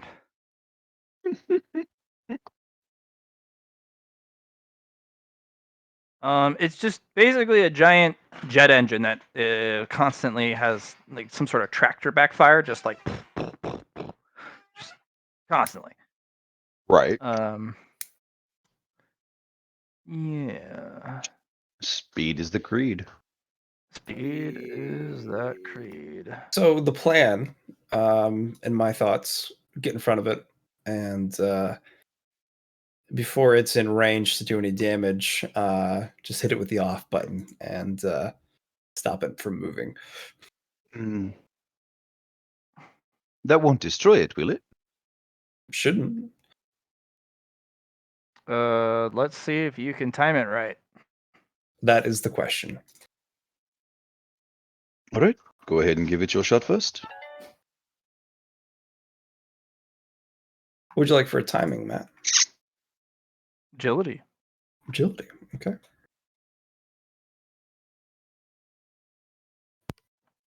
Okay, go ahead and subtract 70 from your roll. I see. Thank you. Hey, come check this.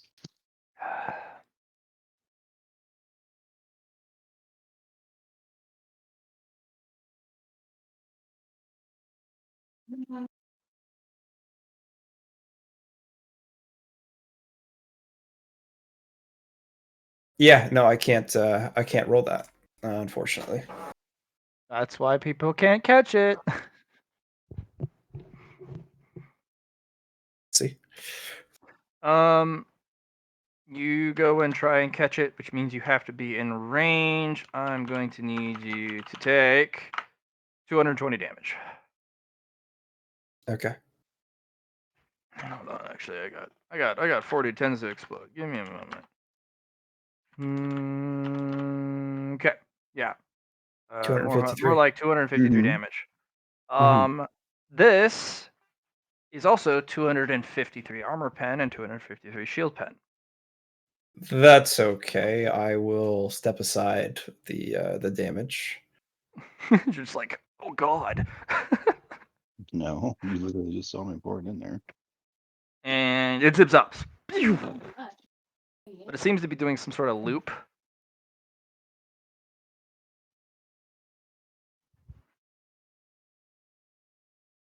Okay. And when it comes back again, I will try again. Same negative. I will sidestep the negative. Step How aside the much? negative. How much step aside you got, bruh? I got 2. All right, roll. I'll roll mine as well. Please roll a 1. Damn. I will use an S to reroll. I will use an S to reroll. All right, there you go. You have to step in closer than you'd like, and it comes roaring in, and then finally, it'll just come to a screeching halt and punch a floor or a hole through the floor quite a bit. Makes a big crater, and the labyrinth shakes. Well, that's not great. Well, it stopped. All right. Bonk. I'm gonna put it in containment. Okay. Essentially, I'm just going to make a big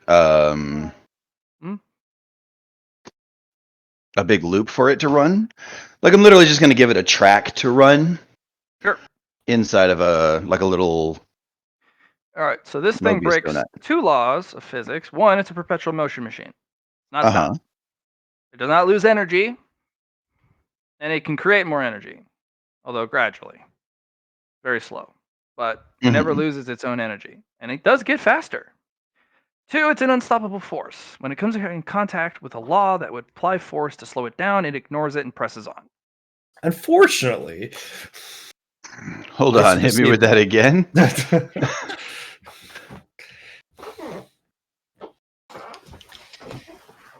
Oh yeah. Pretty much, if something says stop, it goes, will not no! stop. And it doesn't stop. Unless it does take the damage from physics, but the item is not indestructible. Okay. So even though it's taking basically the equivalent of 40 d10 damage every single second, it just kind of brushes it off because it doesn't care. In addition to the pen. Okay.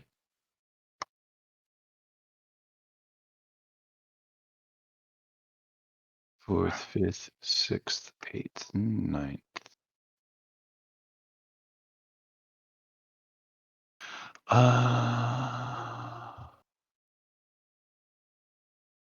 DM, I have a tennis ball sized penultimate material that weighs as much as you think it should and doesn't mind changing shape. What floor was that? Where'd you find it? I don't remember. It's just written down under the penultimate materials. Remember, some of these don't come from a floor. Ah, that's right. I think that might actually be it. Yeah, because some of the materials they don't come from a floor. You just got them. Right, because like Arstine's lab generates one penultimate a month, and those aren't technically floor materials. No, they're not.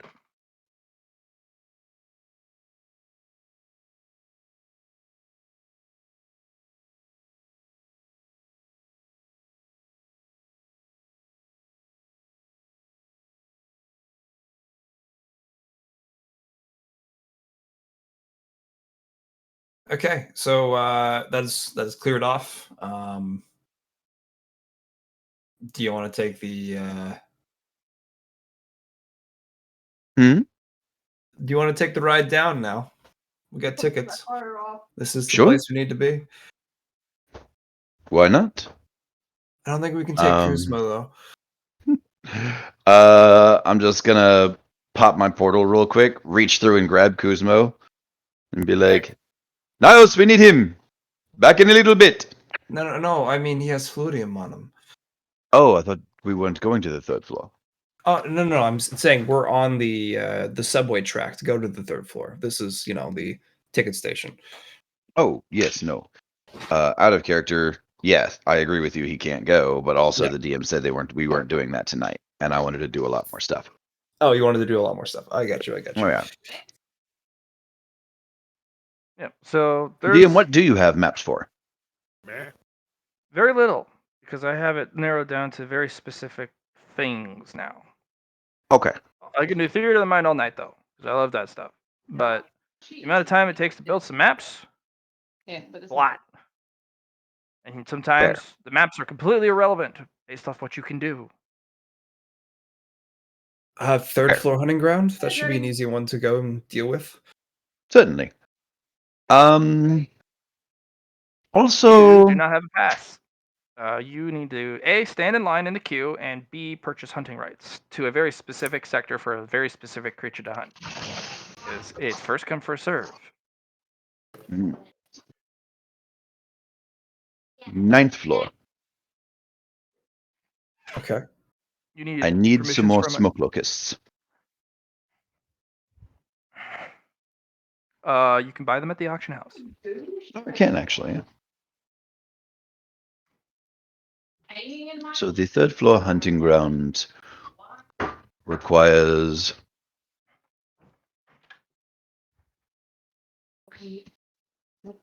So you literally go to a booth. They have they have literally a map of the hunting ground above the or behind the guy at the ticket booth, so you can look at it, kind of like the way you would buying a subway ticket. You go to the Right. kiosk on the table while there's a attendant there, and you select the region you wish to be hunting in. And then you buy a hunting license for that region for a very specific number of kills. And then once you've done that, you go stand in line. If you want to supersede the line, there is a premier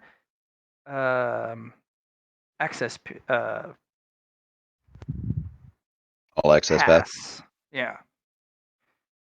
It is so absorbently expensive that it basically pays for all the region and all the kills times 10. It's a black liquid fluidium to purchase a pass, but that's for one person. Because everyone has to wait while you're in there to hunt whatever you want, and then they have to wait for those regions to repopulate, which may take a while. So, yeah. I'm just going for one thing in particular, so I'll probably. What are you after? I'm after the Lost Soul. Hmm.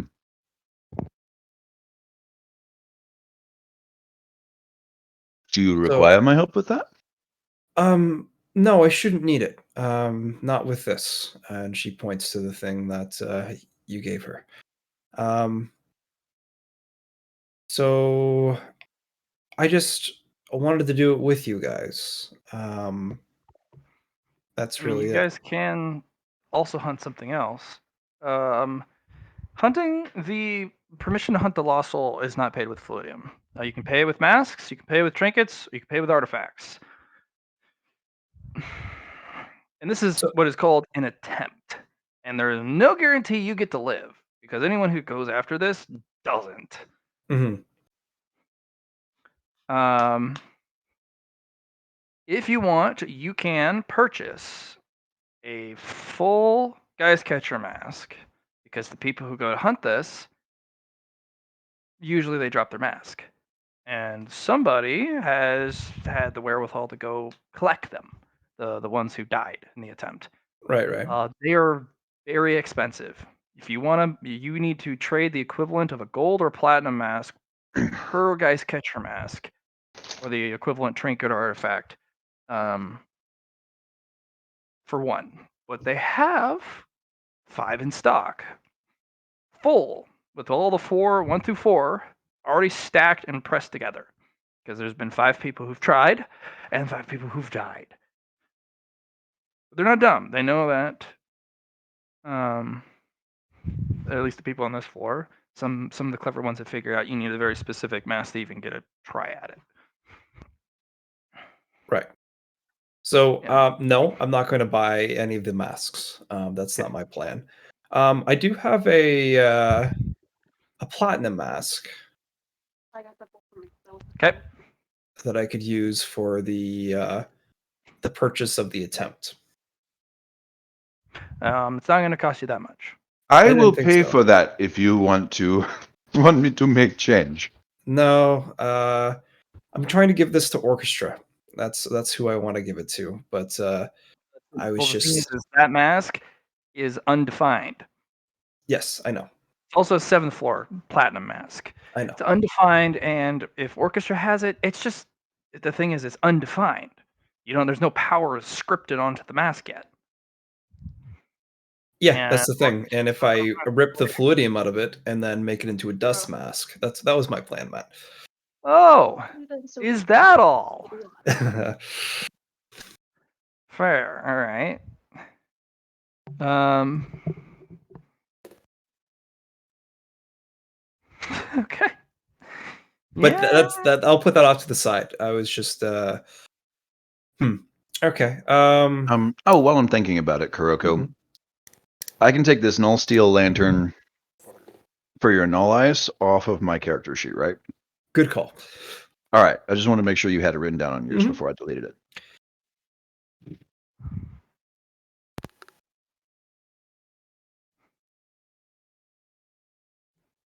Cool. All right. So let's talk about 7th floor loot that I got from just clearing it, making a straight hole. Were there any gold No. masks? You were not going to be collecting anything with Doomroko. That is a murder train that doesn't stop to pick shit up. That's the Okay. downside to Doomroko. You don't get to loot. You made a Choo-choo. death beeline to the guy and grabbed him and went, "Give me my shit." And he went, "Okay." All right. That's why you got another wish for free because I Yep. didn't let you loot.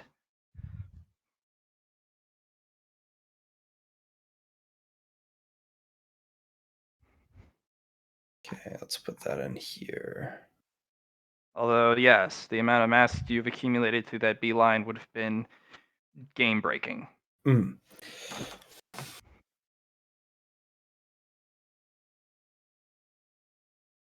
So,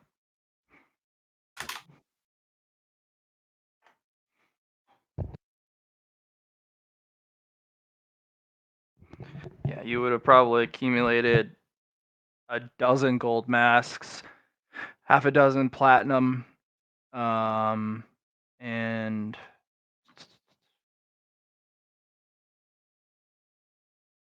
probably a jade mask or higher.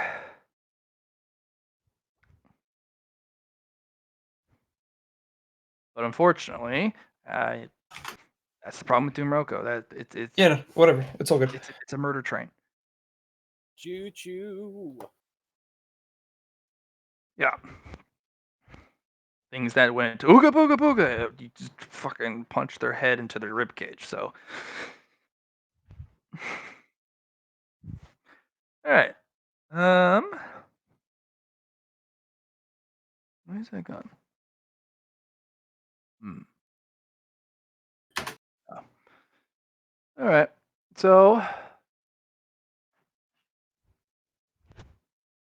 the ice crystal flower Yeah, is what's not a up? bloodline ice.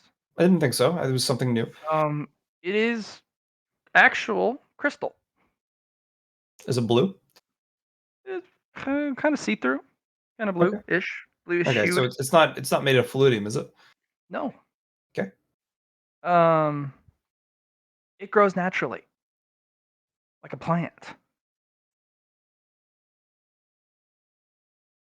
Yeah, So seems like a good thing to add to my collection.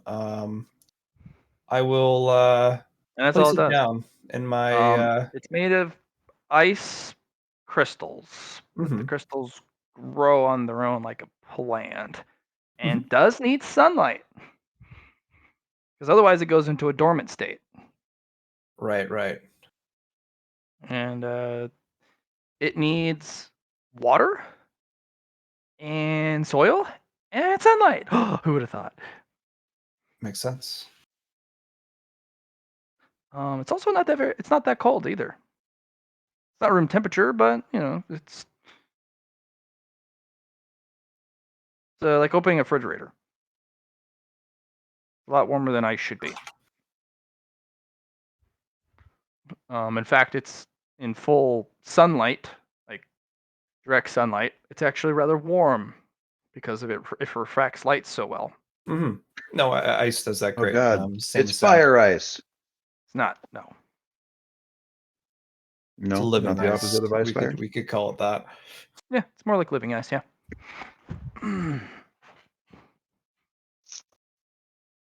All right. Any other questions? Yeah. Why don't you write down the white mask? Let's look at with when wears the mask.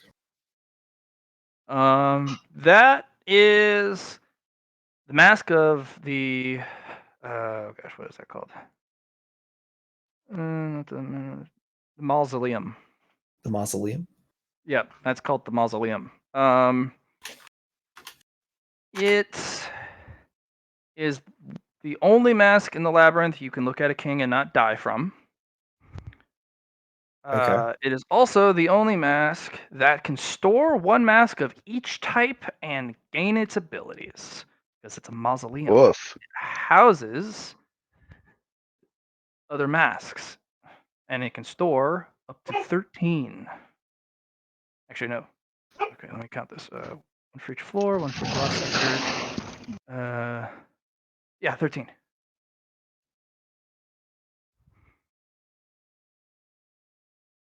No, 14, because floor 0. There you go.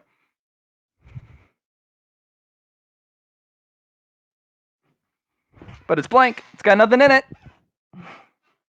So it hangs there like a lump of really heavy weight. Weighs about 10 pounds. Mausoleum.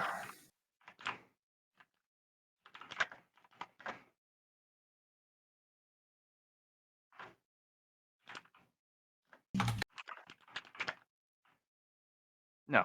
No. It's not mozzarella, friend. Mausoleum. Maza. See, I typed it for you.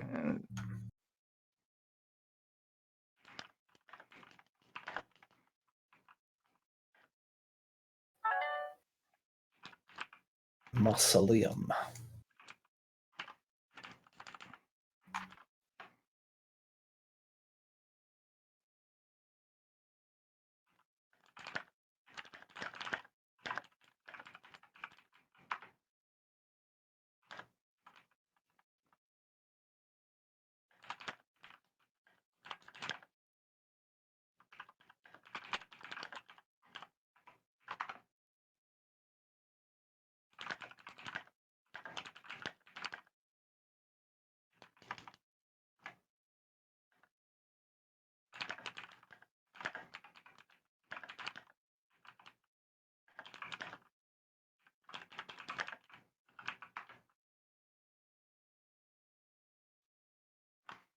Here you go.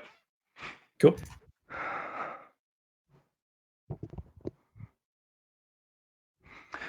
One downside.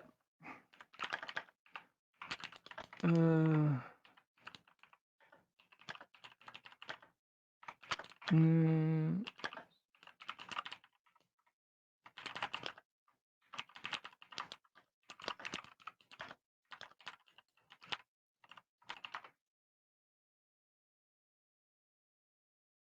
Right. Okay. Yep. Once you've slotted a mask into one of the crypts, that's the mask you get. Period. It cannot be reopened. I think the only person who could probably undo that is Alhazred or his master, and maybe one of the Faceless kings. Could Mhm. probably open up one of the crypts for a huge favor. Because they would have to do it without breaking the damn thing. That thing's Right, rather right. complex. What's it made out of? Fuck if you know, and fuck if I know. Okay. It's made of stuff.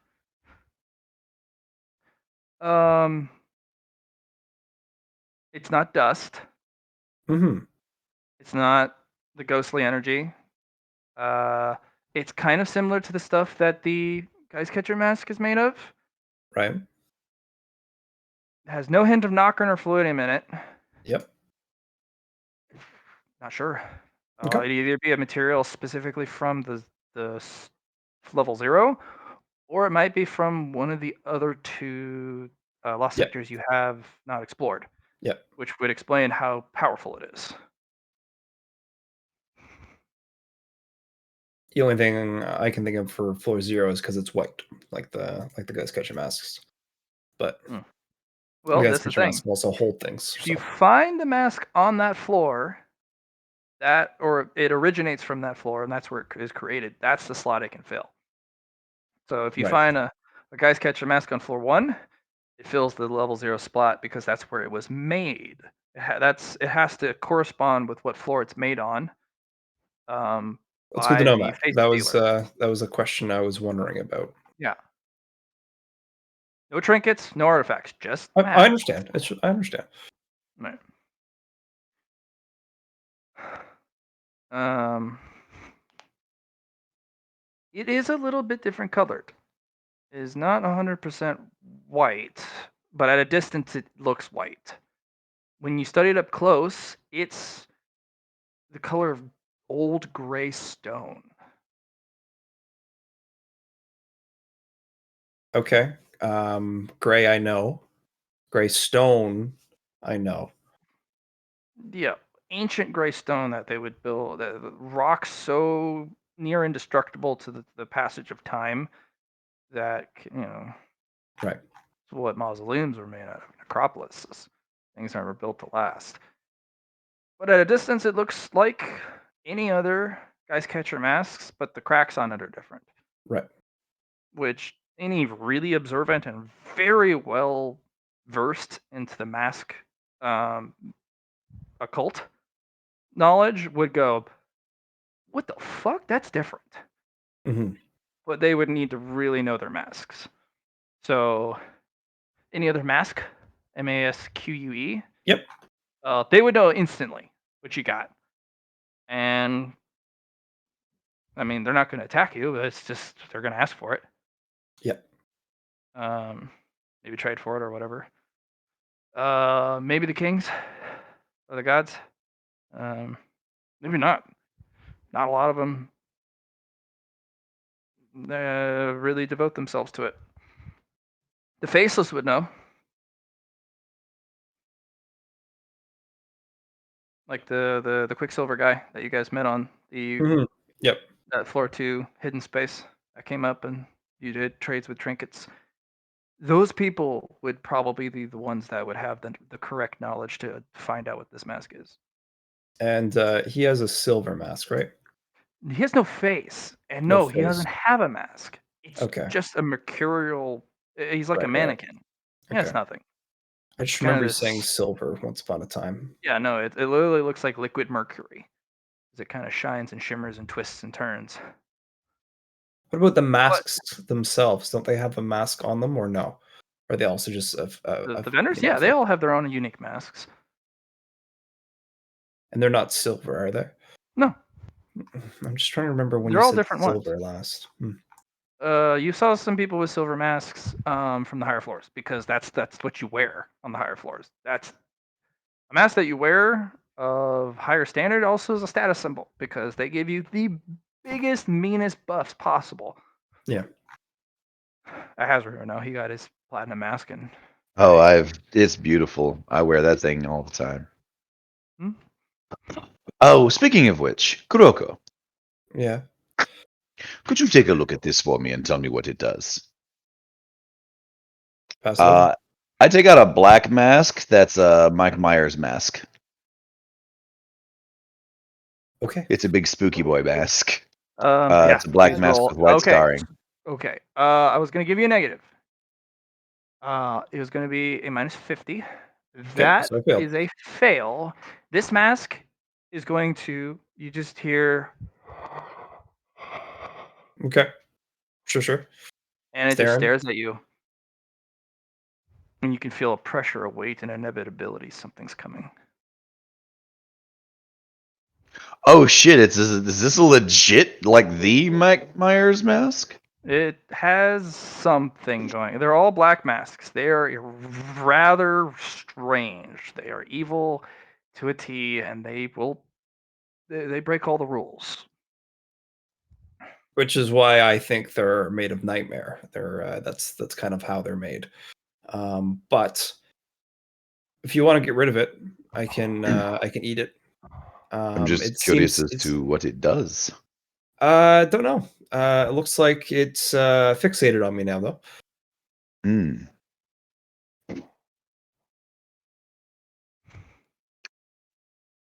Kuroko, as you kind of look around, there's a black figure, completely devoid of all features, standing at the other side of the room. Uh-oh. Very tall, imposing. Yeah. I mean, Hazard, can you see that, or is that just me? Is that Can I just in see my head? that? Nope, I see nothing. I can't use my Tyrant's Eye on it. that's not there. Hmm. Hmm. If you don't need it, I can get rid of it. I wouldn't say I need it, but I would like to be reimbursed for it. If you wish, you may roll Tyrant's Eye, or you may roll Nightmare. Hmm.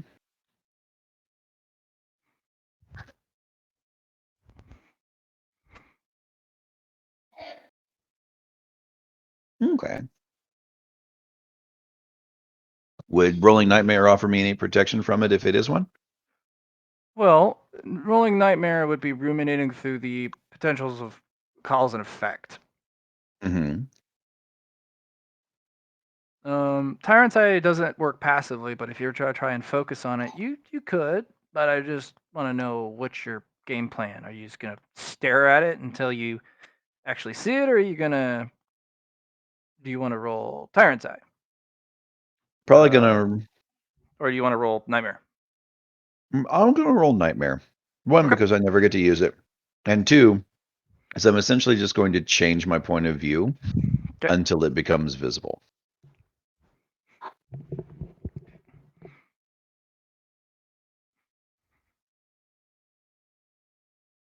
Okay. I don't want to look too hard into that shit because it never ends well.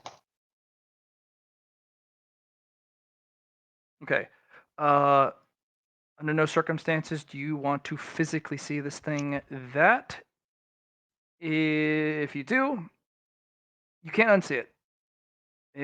Hmm. You are now vulnerable to it. Being unable to see it is the greatest protection you have. It can't interact with you. You can't interact with it. Everything's good. The I moment you see. can see it, you're down shit creek. I'm gonna tell Kuroko that. Can I have the mask? Sure. Kuroko will open up the lantern and put the mask in.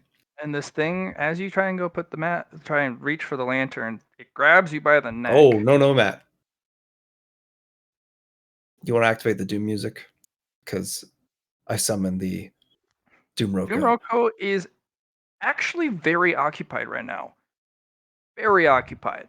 She is neck deep in ghouls, which are just this endless tide of black, undying, shapeless. I turn on the Doom Roko music, and then I use my Unmaker to unmake this thing. Okay, you can unmake it? Okay. You shoot it. I need you to roll ballistic skill at point blank. Because it's going to do the DBD Michael Myers Mori on you. Yeah. And then I'm like, fuck you. Unlike them, I have a gun. Yeah, and Dead by Daylight, we don't have that option. We're just like, run. Yeah, he No. basically does Judas Tombstone Mori. Yeah. Where he just goes to strike, grabs you by the neck, and just pushes a blade up under your ribcage. And you're just like, no, you fuck. Okay, fine. No, you. All right, you shoot it.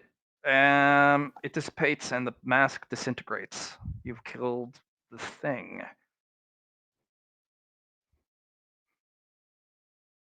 You know I've been carrying that around for weeks, right?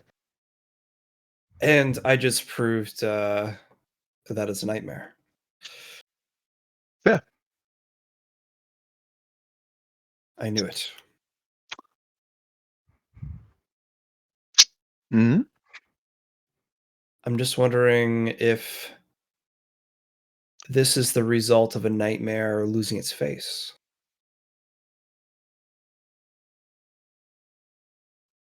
That would be terrifying.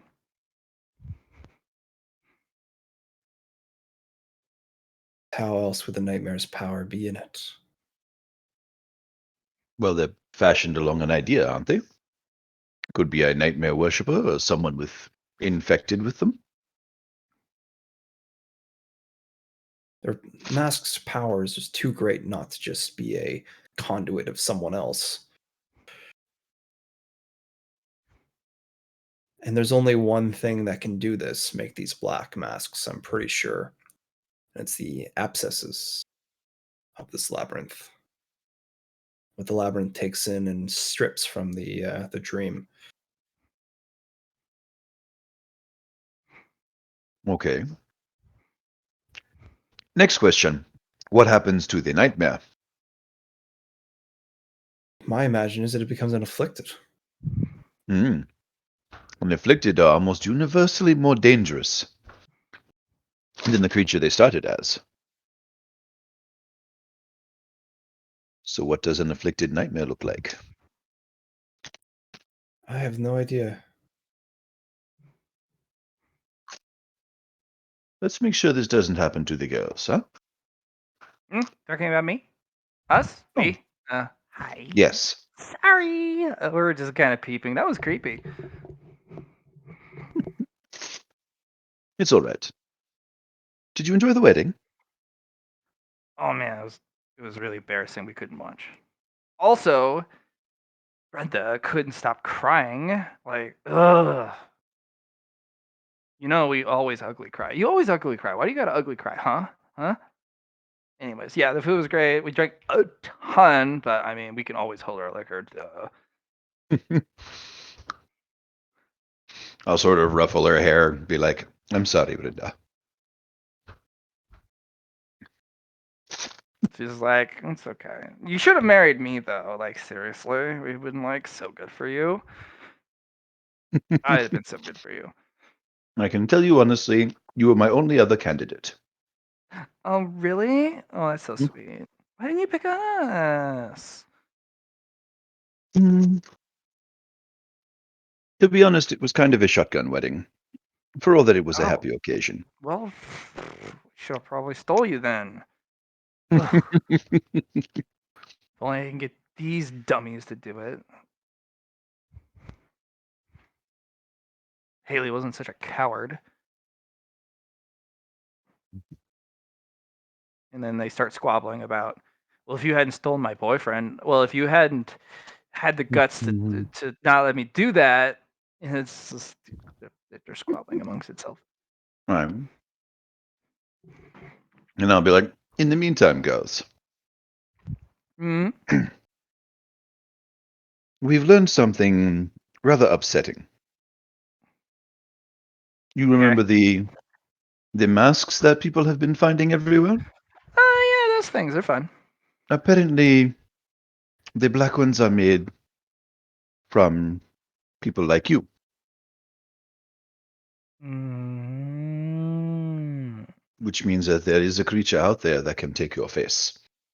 We'll be okay.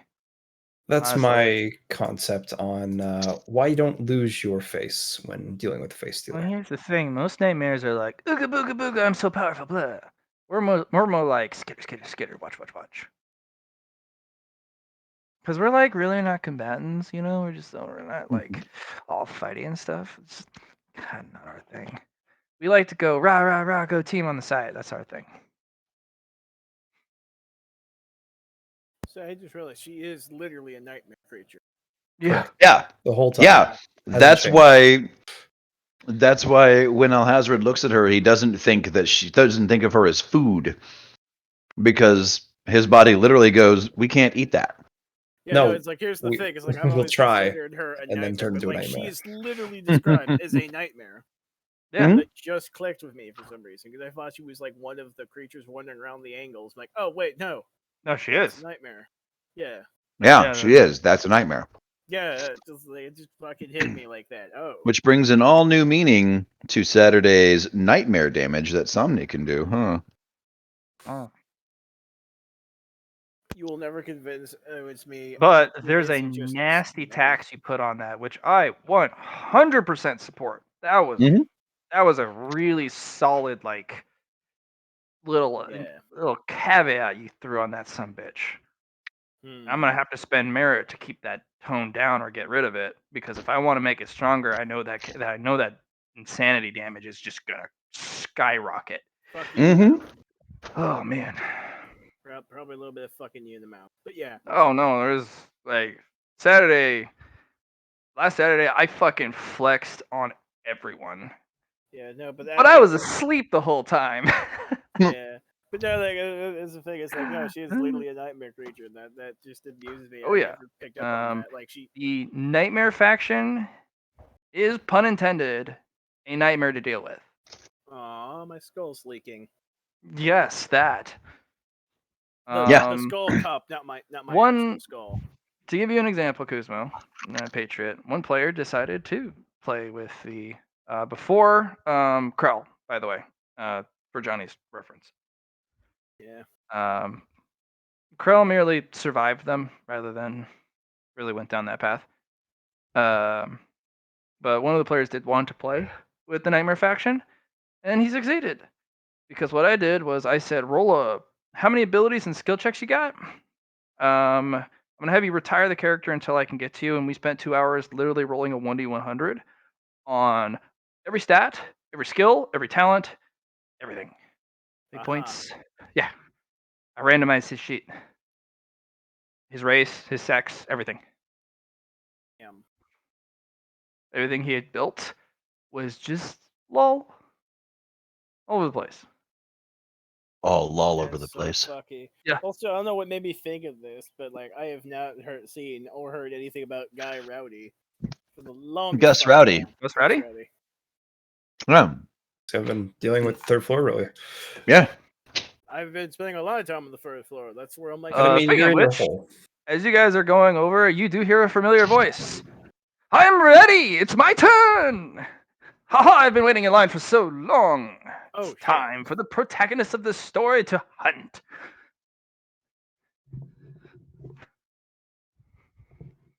Well, speaking, he will appear, I guess. Yeah, he's the protagonist. Yeah, don't worry, Gus. I'll get around to you soon. And he marches in because it's his turn to go hunt with his team. Oh, nice. And it looks like a party from a Pathfinder or a D&D 5e game. Mm. You got the rogue, you got the fighter, you got the ranger, Yeah. wizard, and this one's gonna be a bard instead of a priest.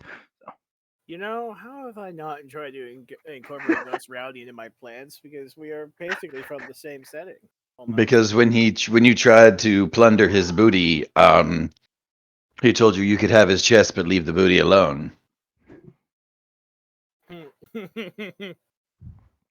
haha, you made a pirate joke. Lol. He did. Yep. Yeah, but here's the thing. Me and him come from the same environments. You feel like we would work well together.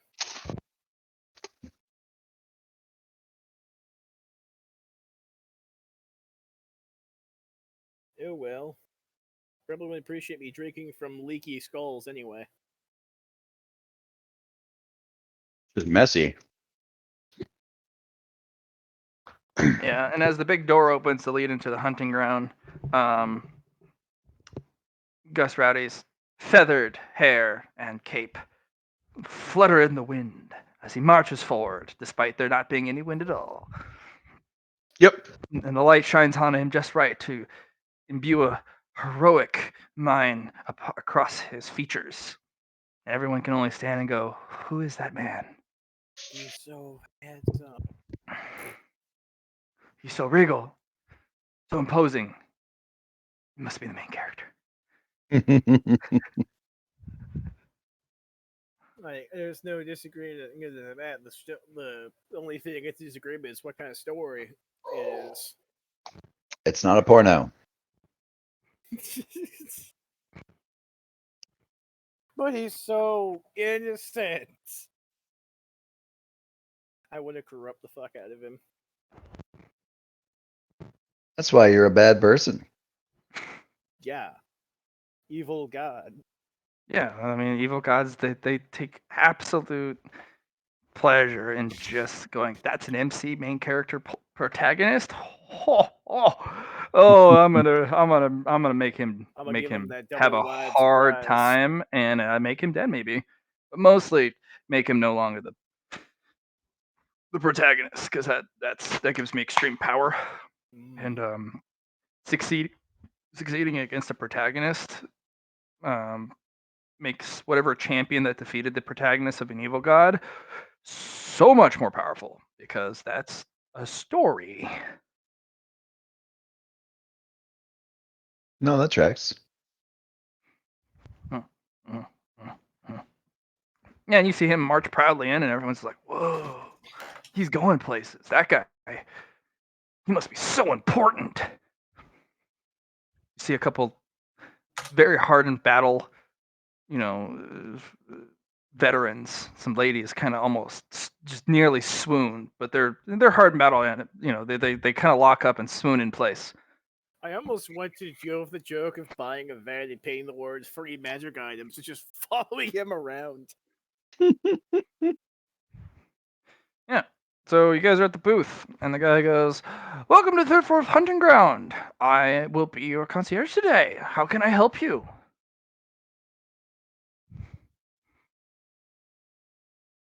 Oh, you?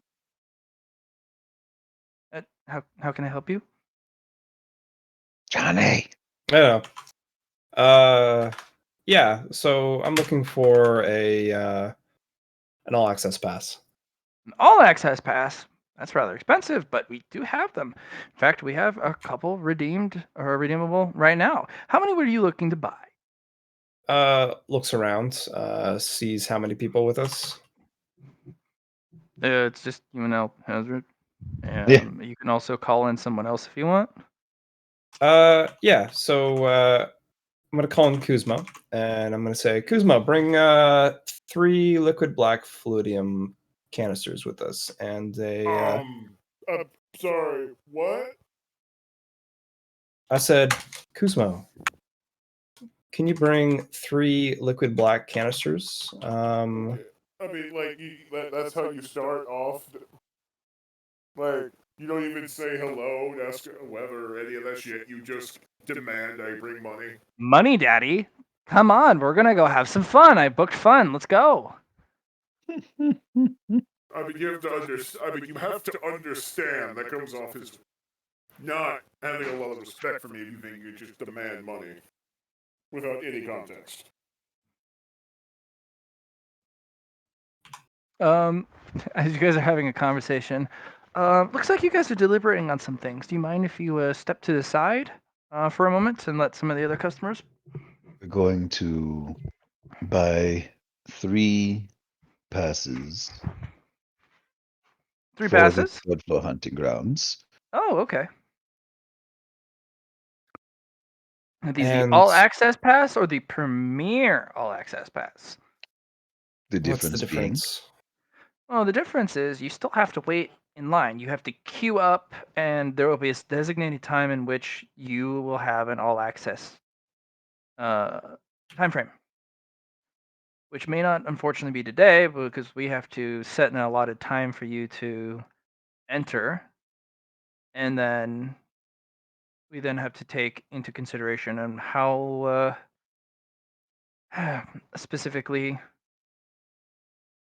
how long you'll take and how long it'll take to regenerate or repopulate the hunting ground so that we can start selling it again.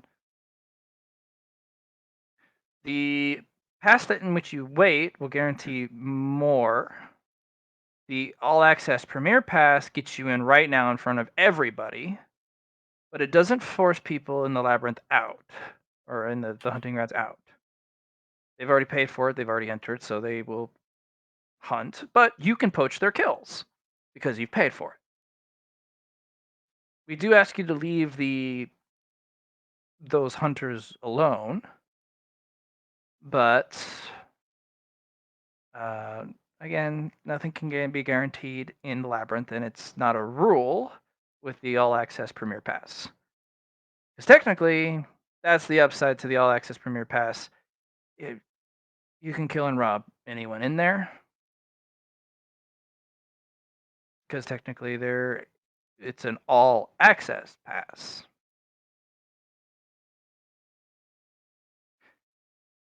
If you wish to avoid having grievances and or potentially future enemies or messy bits like having to deal with other hunting groups, the all access pass in which we set up a specific time and date for which you to have your time in the labyrinth or the third floor hunting ground, you'll have full access to fully populated areas of all sectors within the third floor hunting ground.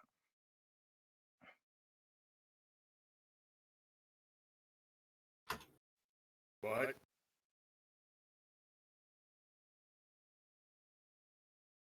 Kind of leans over. Is that too much how for you? much is Premier Pass? How much? Premier pass, that'll be 1 black fluidium. Solid.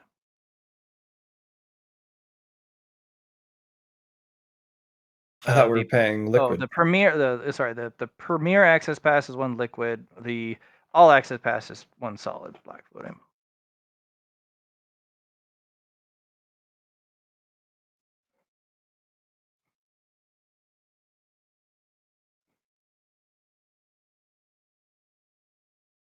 Here's the question, guys. Out of character, do we have that? I know Kuzma does. And that's why I'm like, hey, let's steal from the coffers. You could also force your way in. You guys are that strong. There are not any guards here that can stop any one of you at this point. That's actually a question I'm going to ask him. I'm going to be like, so what if we decided to just go in? We'll label you as persona non grata and set you up in the system for all 4 cities, the 3 outer ones and the Crystal City, as breachers of the system. That's our only weapon Mhm. against people who are very powerful. And what that does is it either turns you away from specific events, goods, and or invitations.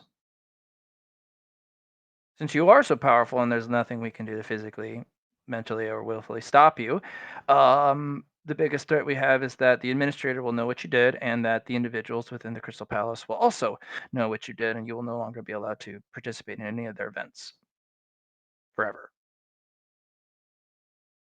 Hmm. I'm not looking to start shit. I'm just looking to Of course, I didn't think so. We Just we always curious. think the best of our customers. And it's okay to field questions like such. We get them all the time. No hard feelings. Wonderful. Huh. So wait, you guys are going into the hunting ground? Yeah. Mhm. That's the plan. Still the shit, but like, I'm trying to do diplomatic shit with your brother. I thought we already pulled you out.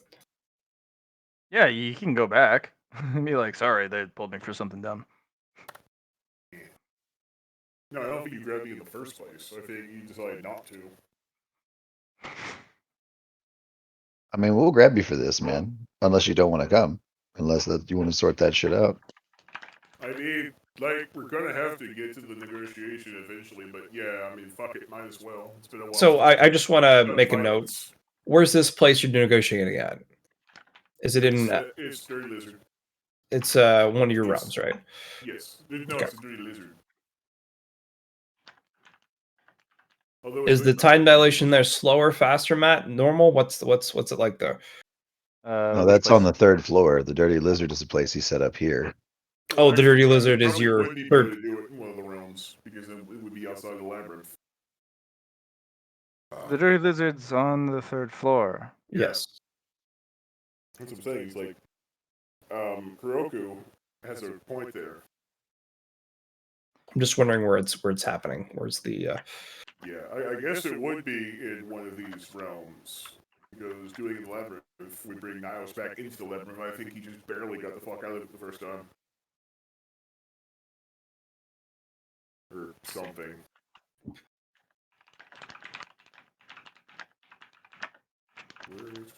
Where's?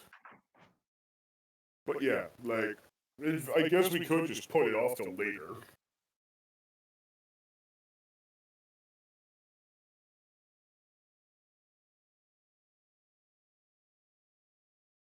So all I ask is, you finish that up. Take your time on it, however long the negotiations take.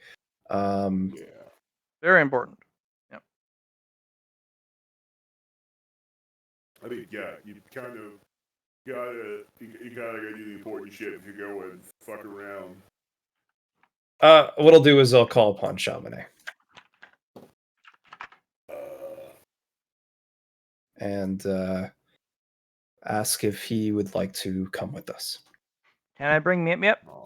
Of course. You got to pay for him though, unfortunately. But you're gonna pay for all of us anyway, so right? No big deal. No big deal, right? Mip Mip's my emotional support dragon, dude. Well, you know what? You guys We'll don't charge say- for emotional support dragon newts, do you? We don't usually charge for pets, no. They're part of the hunter's repertoire. Nifty. Also, yeah, I mean, fuck it. I'm gonna ring Niles and say, hey, your brother needs me for a thing. We need to reschedule.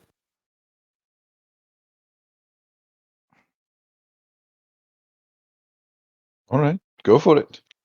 Cool. And I will also decide a better place because honestly, I feel like you don't want to go into the labyrinth again anyway. So I will locate a place. That Not is particularly. Not I will find a place that is not in the labyrinth that will be suitable for our needs. Yeah. Okay, sounds good. Cool. Have At fun. this point, Tell everyone I said hi. yes.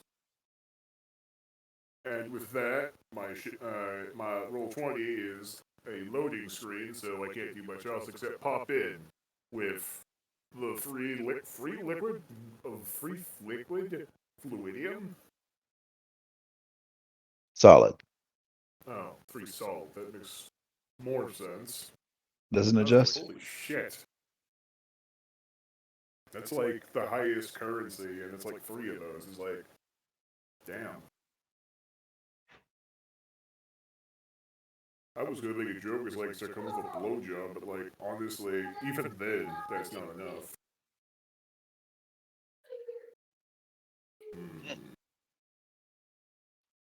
But yes, 3 solid black fluidiums he will supply.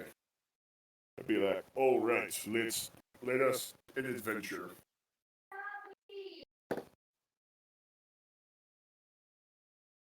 So it looks like it's going to be Chaminade, myself, Kuzmo, Alhazard, Mip Mip. Yep, yep. Um, You not know Miep Miep? Yep, yep. You don't know Miep Miep? Oh, you are in for a treat. Miep Miep's the best. Yep, yep. Miep Miep. Yep, yep. Dude, it's been with Chaminade for like ever. Yes, I know. I'm saying yep, yep, because it's fun to say. Miep Miep. Yep, yep. He's a little Dragonute, the size of a corgi, and he goes around and he bites everything and chews on stuff. And Chaminade loves him dearly. Yes, because he's adorable. okay, so all I need is a mask to fill the coffer, and go from there.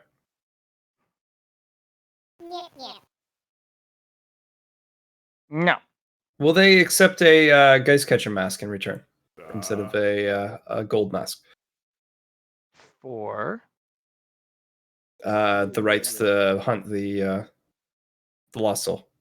no, because there's a guy who's trying to sell those masks in turn. So he doesn't want to grab on to what I'm selling to sell more of it. Okay, gotcha.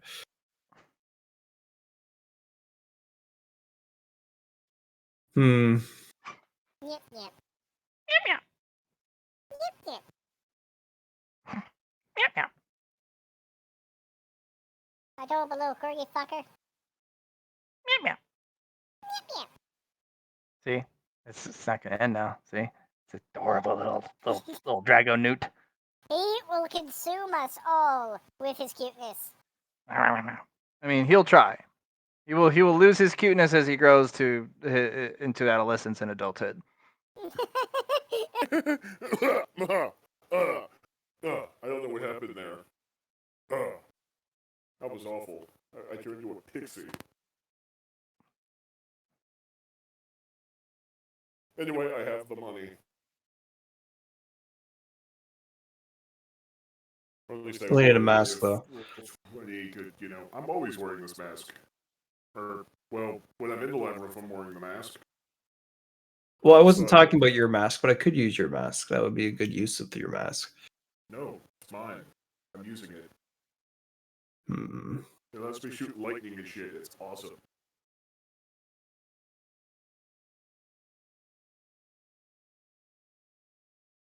Let us. Pelvic first lightning bolt. Boom.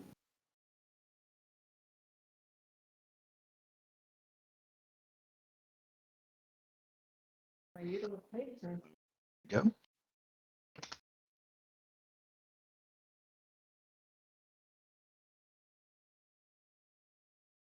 Yep, yep. Yep, yep. Yep, yep. Yep, yep. Yep, yep. Yep, yep. Yep. That little Hey. Dragonute has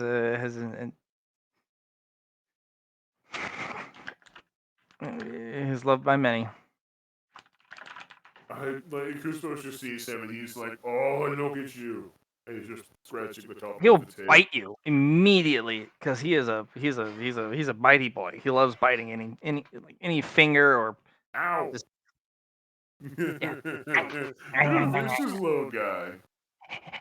and he kind of pants at you, just excited. He kind of wags his tail. Oh my If you- god, I love him so much. Look at him. So adorable. And he goes and bites Chaminade's leg and starts nyang, nyang, nyang, nyang, nyang, nyang. And he just kind of picks up Yip Yip and is like, Yip Yip, stop biting me. Yip Yip. Yep, yep, is the bitiness boy. Oh yeah. He's teething, but he's been teething for a really long time. Aw. Like far more than what is normal. Or well, it's a Dragonute, and none of you have any experience or information about Dragonutes, so who knows? But his teeth get sharper by the day. Aw, someday you're gonna bite off people's fingers. Yes, you are. He has already. Oh shit! I need to regrow that. No, your fingers are fine. You've got enough so. Ah. It's more of a ow, like somebody pinched you really hard.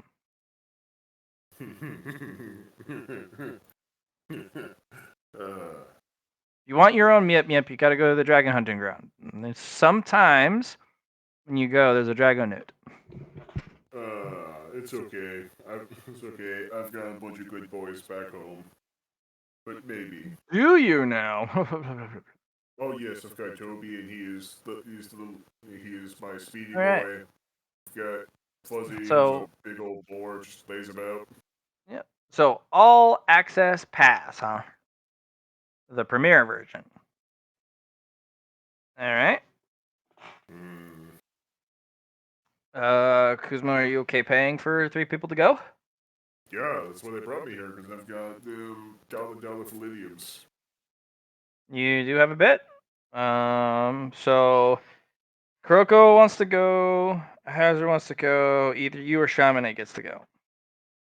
Depends. Do you want to go deal with Niles and pay for these 3 to go, or do you want to go yourself? Why the fuck would they pay for these 3 to go if I'm not? That don't make no fucking sense. I don't know, because you I mean, you could be a sugar daddy.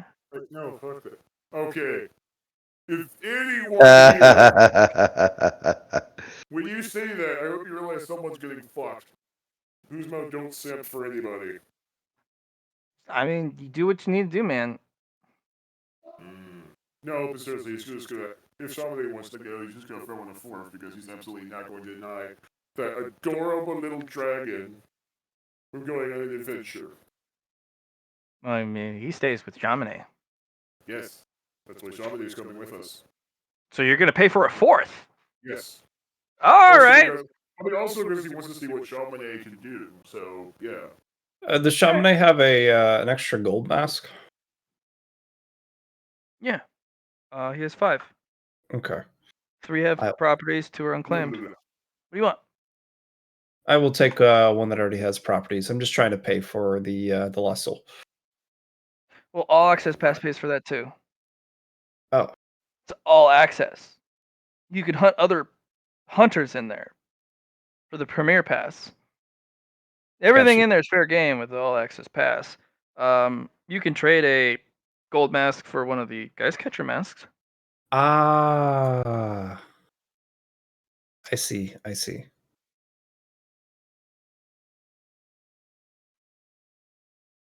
What's the plan, Fram? Yeah, I'll go up and I'll say, can I check out the masks you have?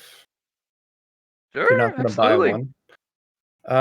She's going to look Yeah. for one of the, which one is it? I think it's number 1 I'm missing. No, these are full. These have all 4 put together. Oh, this isn't a guy's catcher mask. This is a, right. Oh, sorry. It's a Charon mask. Yeah, I got you. It's 1 through 4 put together, and there's 5 of them here. I see. These were recovered from people who attempted to take the Lost Soul, who were kind of on the in of the information train. They wanted to be black particle wielders, and they figured out how to begin the process, equip themselves, go in, and then they died horribly. I'll pass. Okay, great. All right. So you guys get in there. This one is a little different. I didn't build a hunting ground specifically for the 3rd floor due to its size. It is multi-leveled, like an apartment building, but each level is the size of the 1st floor hunting ground. Mm-hmm. So there's floors stacked on top of each other, and there are holes in the ground that you can drop multiple floors. There's different staircases. There's collapsed ceilings that make a ramp for you to go up. It really comes down to what resources you're hunting, or you can just tell me you're hunting everything, because everything in here is not going to be a problem. I don't really want to bog you down with the nasty details, All I plan to do is, like I have done with every single one, clear it. That's my Absolute plan. clear? Yep. What about poor bastards who have already done some hunting and are either on their way out or currently hunting stuff? How do you want to deal with the hunters? My go-to is just to leave them be. It can be Alhazard and Kuzma to decide if they really want to, go after that. But I have no need for that. I'm just here to, get 100% completion. 100% completion of what? The area. The third floor hunting ground? It's like I have a mini map. I want to go and clear it and Oh, make I sure all of see. it's white instead of Okay. black. This is funny because, like, quick side note, this is exactly how I feel with fucking 2016 Doom. Like, it got to the point where I went from Doomslayer to Dora the fucking Explorer. Because all I gotta wanted to do? do was look around for shit. So, Kuzma, are you interested in hunting other things besides what's here? Because I'm not. It's an old rule I've lived by since we started going here. Is leave the other hunters for their kills. It's a sign of respect and a sign of it's more etiquette for the hunting grounds. I mean, I didn't come here with the initial plan of like ambushing people for their stuff, but we'll see where the evening takes us. I'm sure Chamonix's on the same way of just. Yeah. Okay. Alhazard, are you interested in capping asses, or are we just good to? I will take that as a we're fine. Depends on the asses. You're already claimed. We're not. Oh, when's a marriage stop a man from being promiscuous? It stops me. Good for you. My wife does not share, and I have no intention to either.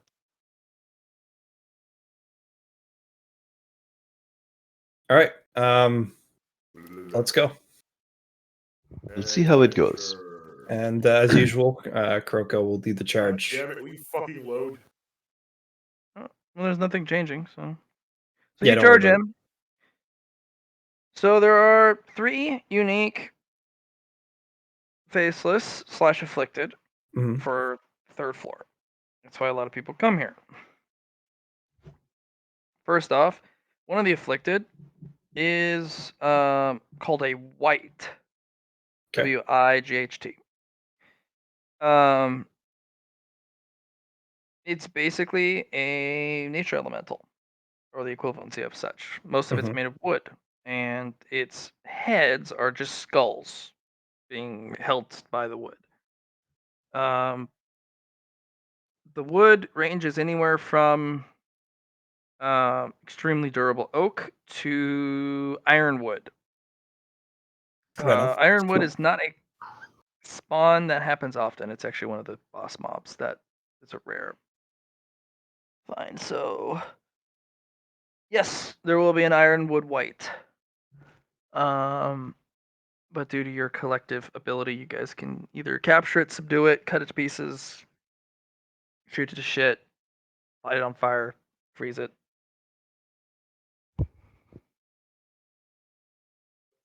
You will be poaching it right out from another group who looks at you and goes, "Fuck you!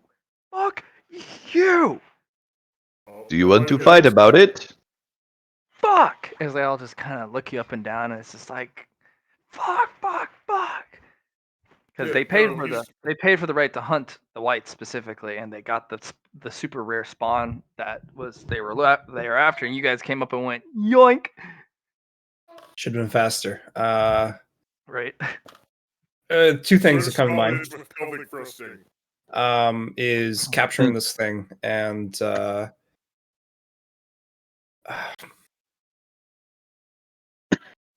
I know there's a way to fix the afflicted.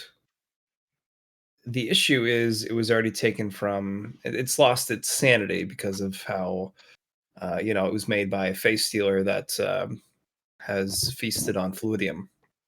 Got the crazy from its maker. Um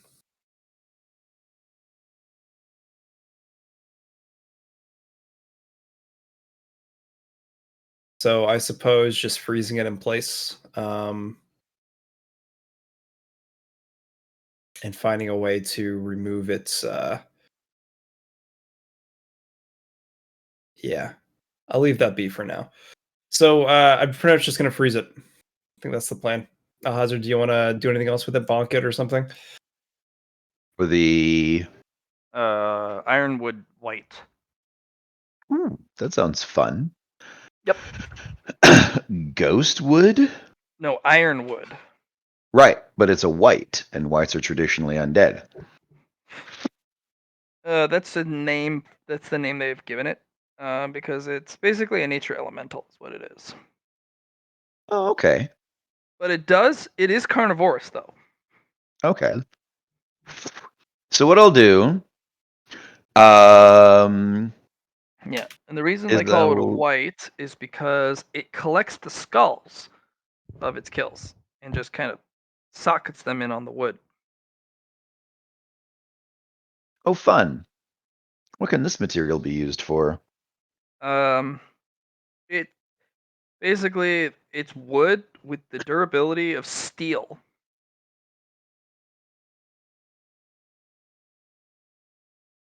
Okay. But it grows. Wood. It's wood. Grows. Okay.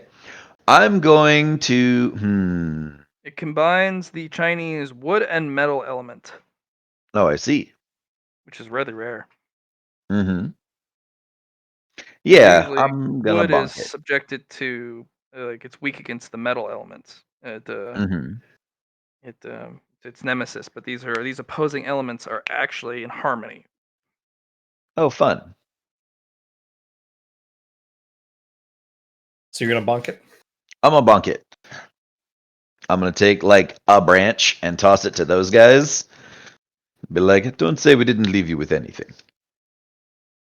And then I'm gonna bonk the tree down into a sapling. Well, Kuroko wants to freeze it. Oh, you want to freeze it? Why you want to freeze it? I want to Captured. turn it sane. That's pretty much what I want to do, and use it as a tool on the 5th floor. The tree. Mm-hmm. Yeah, the white. Yeah, which is considered a faceless. Okay.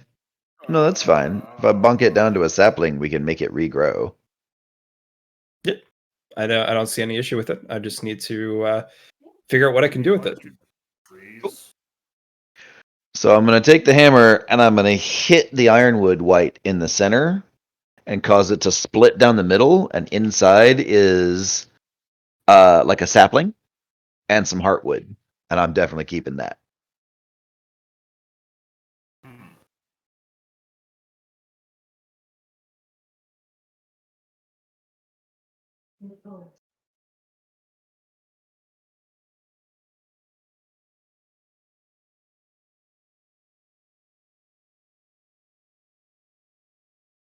It's up to you guys what you want to do.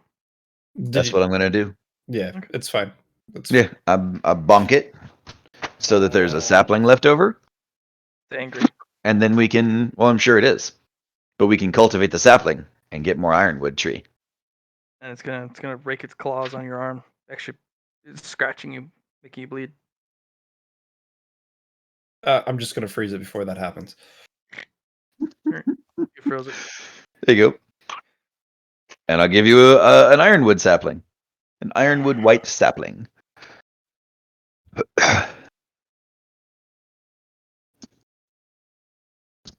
And I'll give you an ironwood white sapling. Edit. All right. So Fuck. the two of the three, there is a floor master equivalent of a face stealer on this. It is not restricted to a floor because this is a 5-floor hunting ground. Oh, It nice. hangs out on each of the walls, the ceilings, and the floors, and it just reaches a hand out, grabs your face, and goes, "Thanks, bye."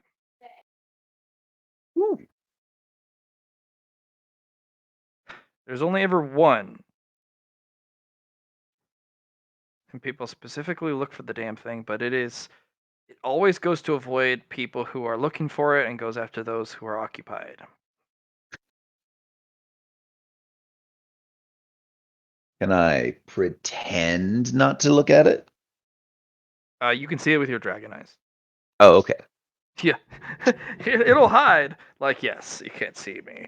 Yoink. But you're like, I have dragon eyes. I can see you. Yep. I can probably feel you as you move around No, the it is floor. not detectable by tremor sense. Ah, It is a near insidious enemy. I say near because it's not able to disregard the rules, but it is mm, very, very, very sneaky. it's sneaky peeky.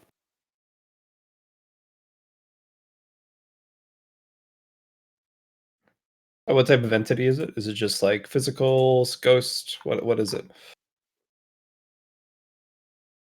Also, can I see it with one who wears the mask before I even ask these questions? Sure, absolutely. Go ahead and give me a roll. Oh yay, my roll 20 is finally loaded. Oh, good. So I go ahead and remove 4 black fluidiums.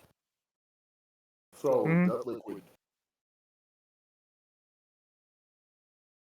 All right. This one's not a ghost.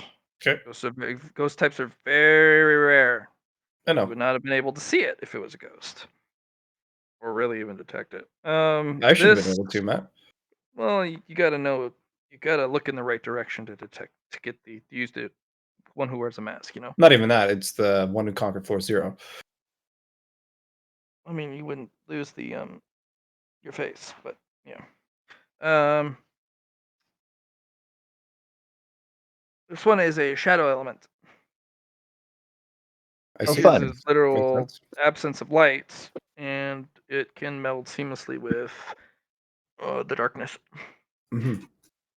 It's actually more effective when when light actually casts a shadow. That's where it Right. really hides. And that's where it's actually trackable. If someone's walking by with a light source, um, that is actually the uh, area where it's hardest to detect. But in pitch black, that's where it's able to move, and it can't stay in the light for very long. But just enough to ambush you.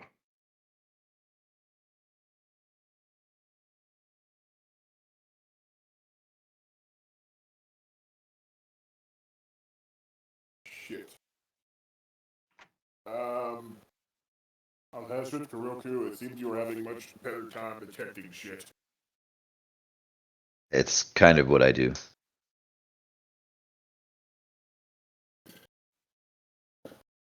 Well, fuck. So the only thing I have good use for is either taking its face, but I don't have any black particles on me right now because um, I decided Yeah, to leave that at it home is base. a mini floor boss. Mhm. Not the floor boss, but it is a mini one.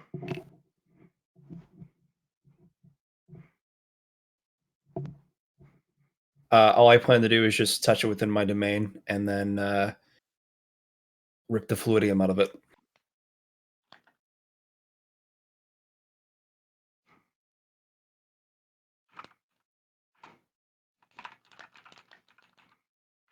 Um.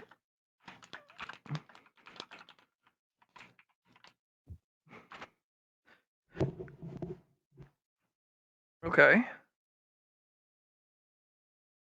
Hmm.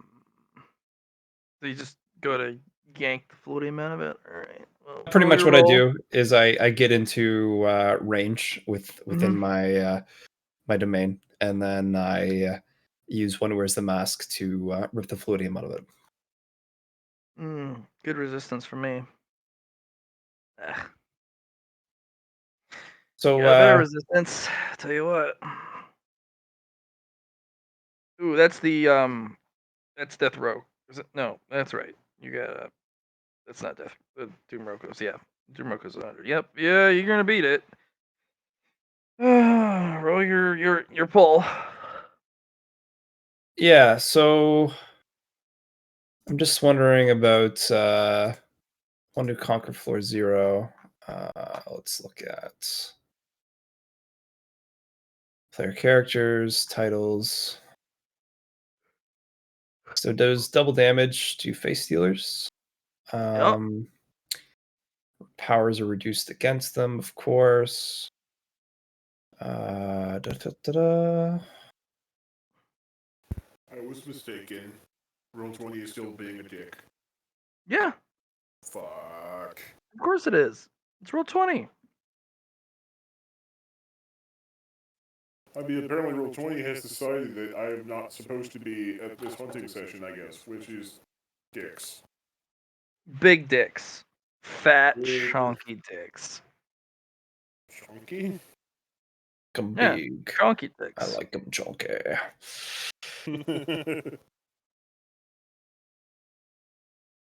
Sorry, it's just for some reason my brain did not want to accept that combination, but yeah, blah.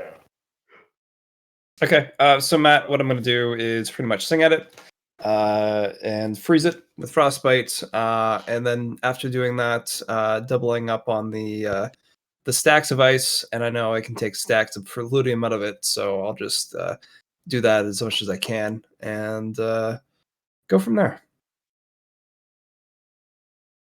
Seems like an easy pickup.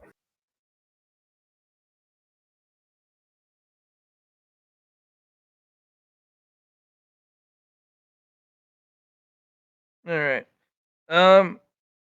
Without the use of black particles, you won't take its face stealer face, but you will drain it of 250 crimson Palladium. 250. Cool. Yep. Yeah, you'll kill it.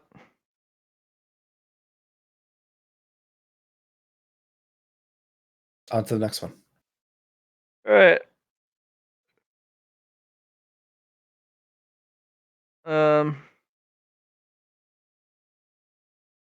The third unique one is the one everyone's after, and you actually meet Gus Rowdy fighting the floor boss.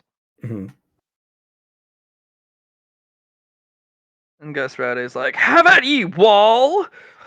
You cannot fool my eyes!" And he literally is stabbing at what looks like a brick wall, which is the same wall on every floor. Uh-huh.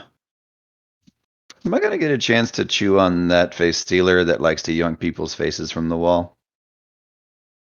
I just ripped all the fluidium out of it, so the body should still be there. Cool. It's Shadow. I'm a be You making would some have needed to rendering. freeze it upon death. It was in my Otherwise- domain. And you'll have it. It's literally made of shadow, Oh, cool. so eating it's rather difficult Fair. because it's intangible. However, I know how to make shadow solid.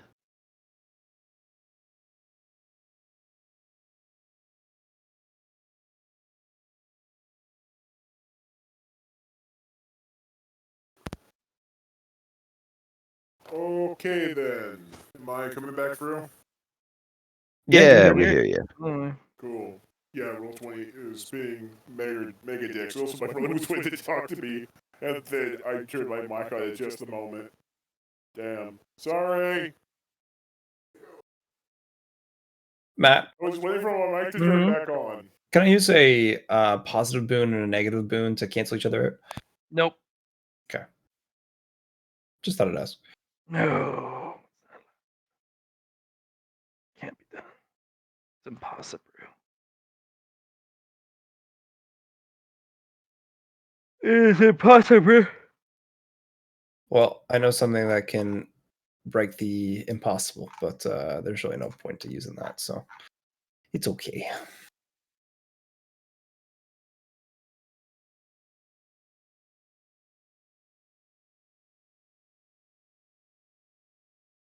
So everyone's looking for the boss. Is that what I'm hearing? Well, everyone wants to hunt the boss, but Gus Rowdy's group got to it. And He's fighting a wall. What are you telling me? yeah, he's Dick. literally fighting a wall. Have at ye, wall! Cannot hide from my eyes. Have a taste of my ultimate skill. Straight stab.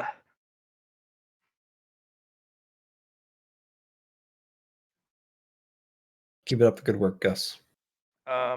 He punctures the wall, and it keels over and dies. Like I said, you got this. Question mark? Yeah. It's a slime. Oh, there you go. And he's just like, ha ha! I knew it! My keen senses told me that the enemy was close. Closer than we realized. I remember your faces. Do you? Of course. I know not your names, although I probably heard them at one point. But I remember your faces. It's one of my skills. Remembering faces. That is a good skill to have.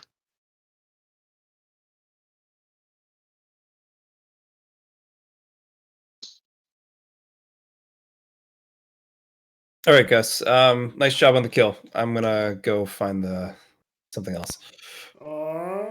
Did fucking do anything. Fucking roll 20.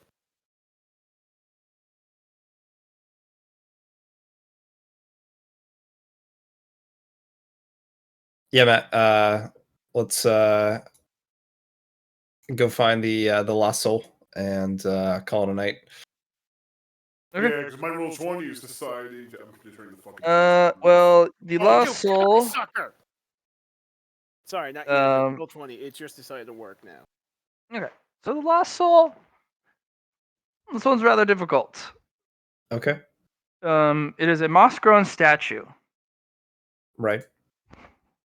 and it looks like just a normal, not a knight, but some explorer, I guess. He's got a satchel, a compass. The features of his face are kind of worn down, covered in moss. Normal, kind of an explorer's clothes, but he's got a hand, um, two hands resting on the palm of a sword that's tipped down into the stone below. And he's just kind of looking on into this, off into something that's kind of a cracked opening in the labyrinth, and kind of some lights shining through.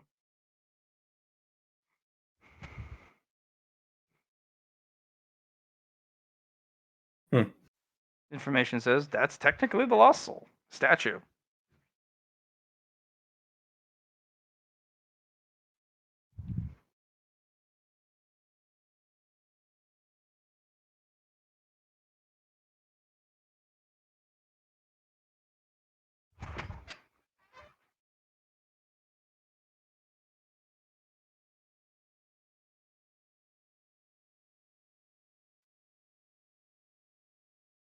Dar.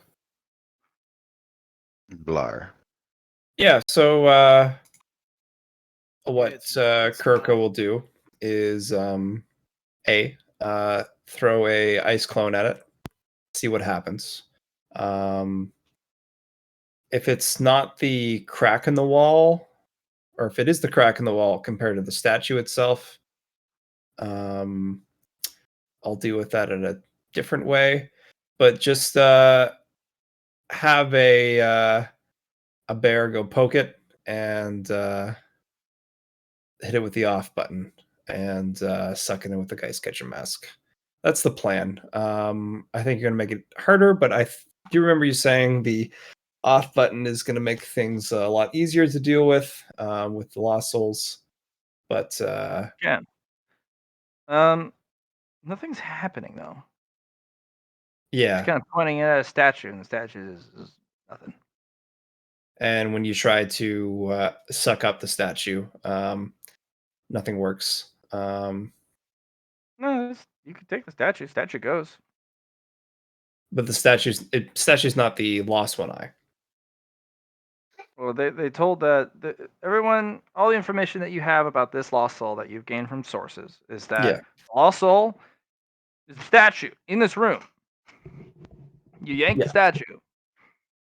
It's a statue of a moss. But but what I'm saying, Matt, is that when I tried to use the Geist Catcher mask on it, Yeah, nothing happens. nothing happens. Exactly. So we know it's at least that's not at least that's not it. What do? Where does the statue go? Do you just yank it out, or Didn't touch it. no? You didn't touch it. No.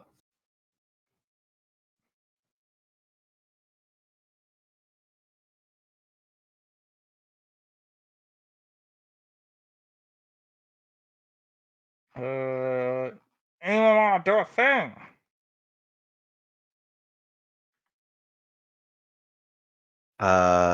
Yeah. You know what? I never got a chance to fight Gus Rowdy.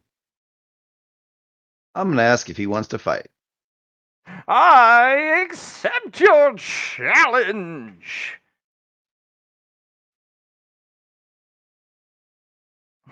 Prepare Wonderful. yourself.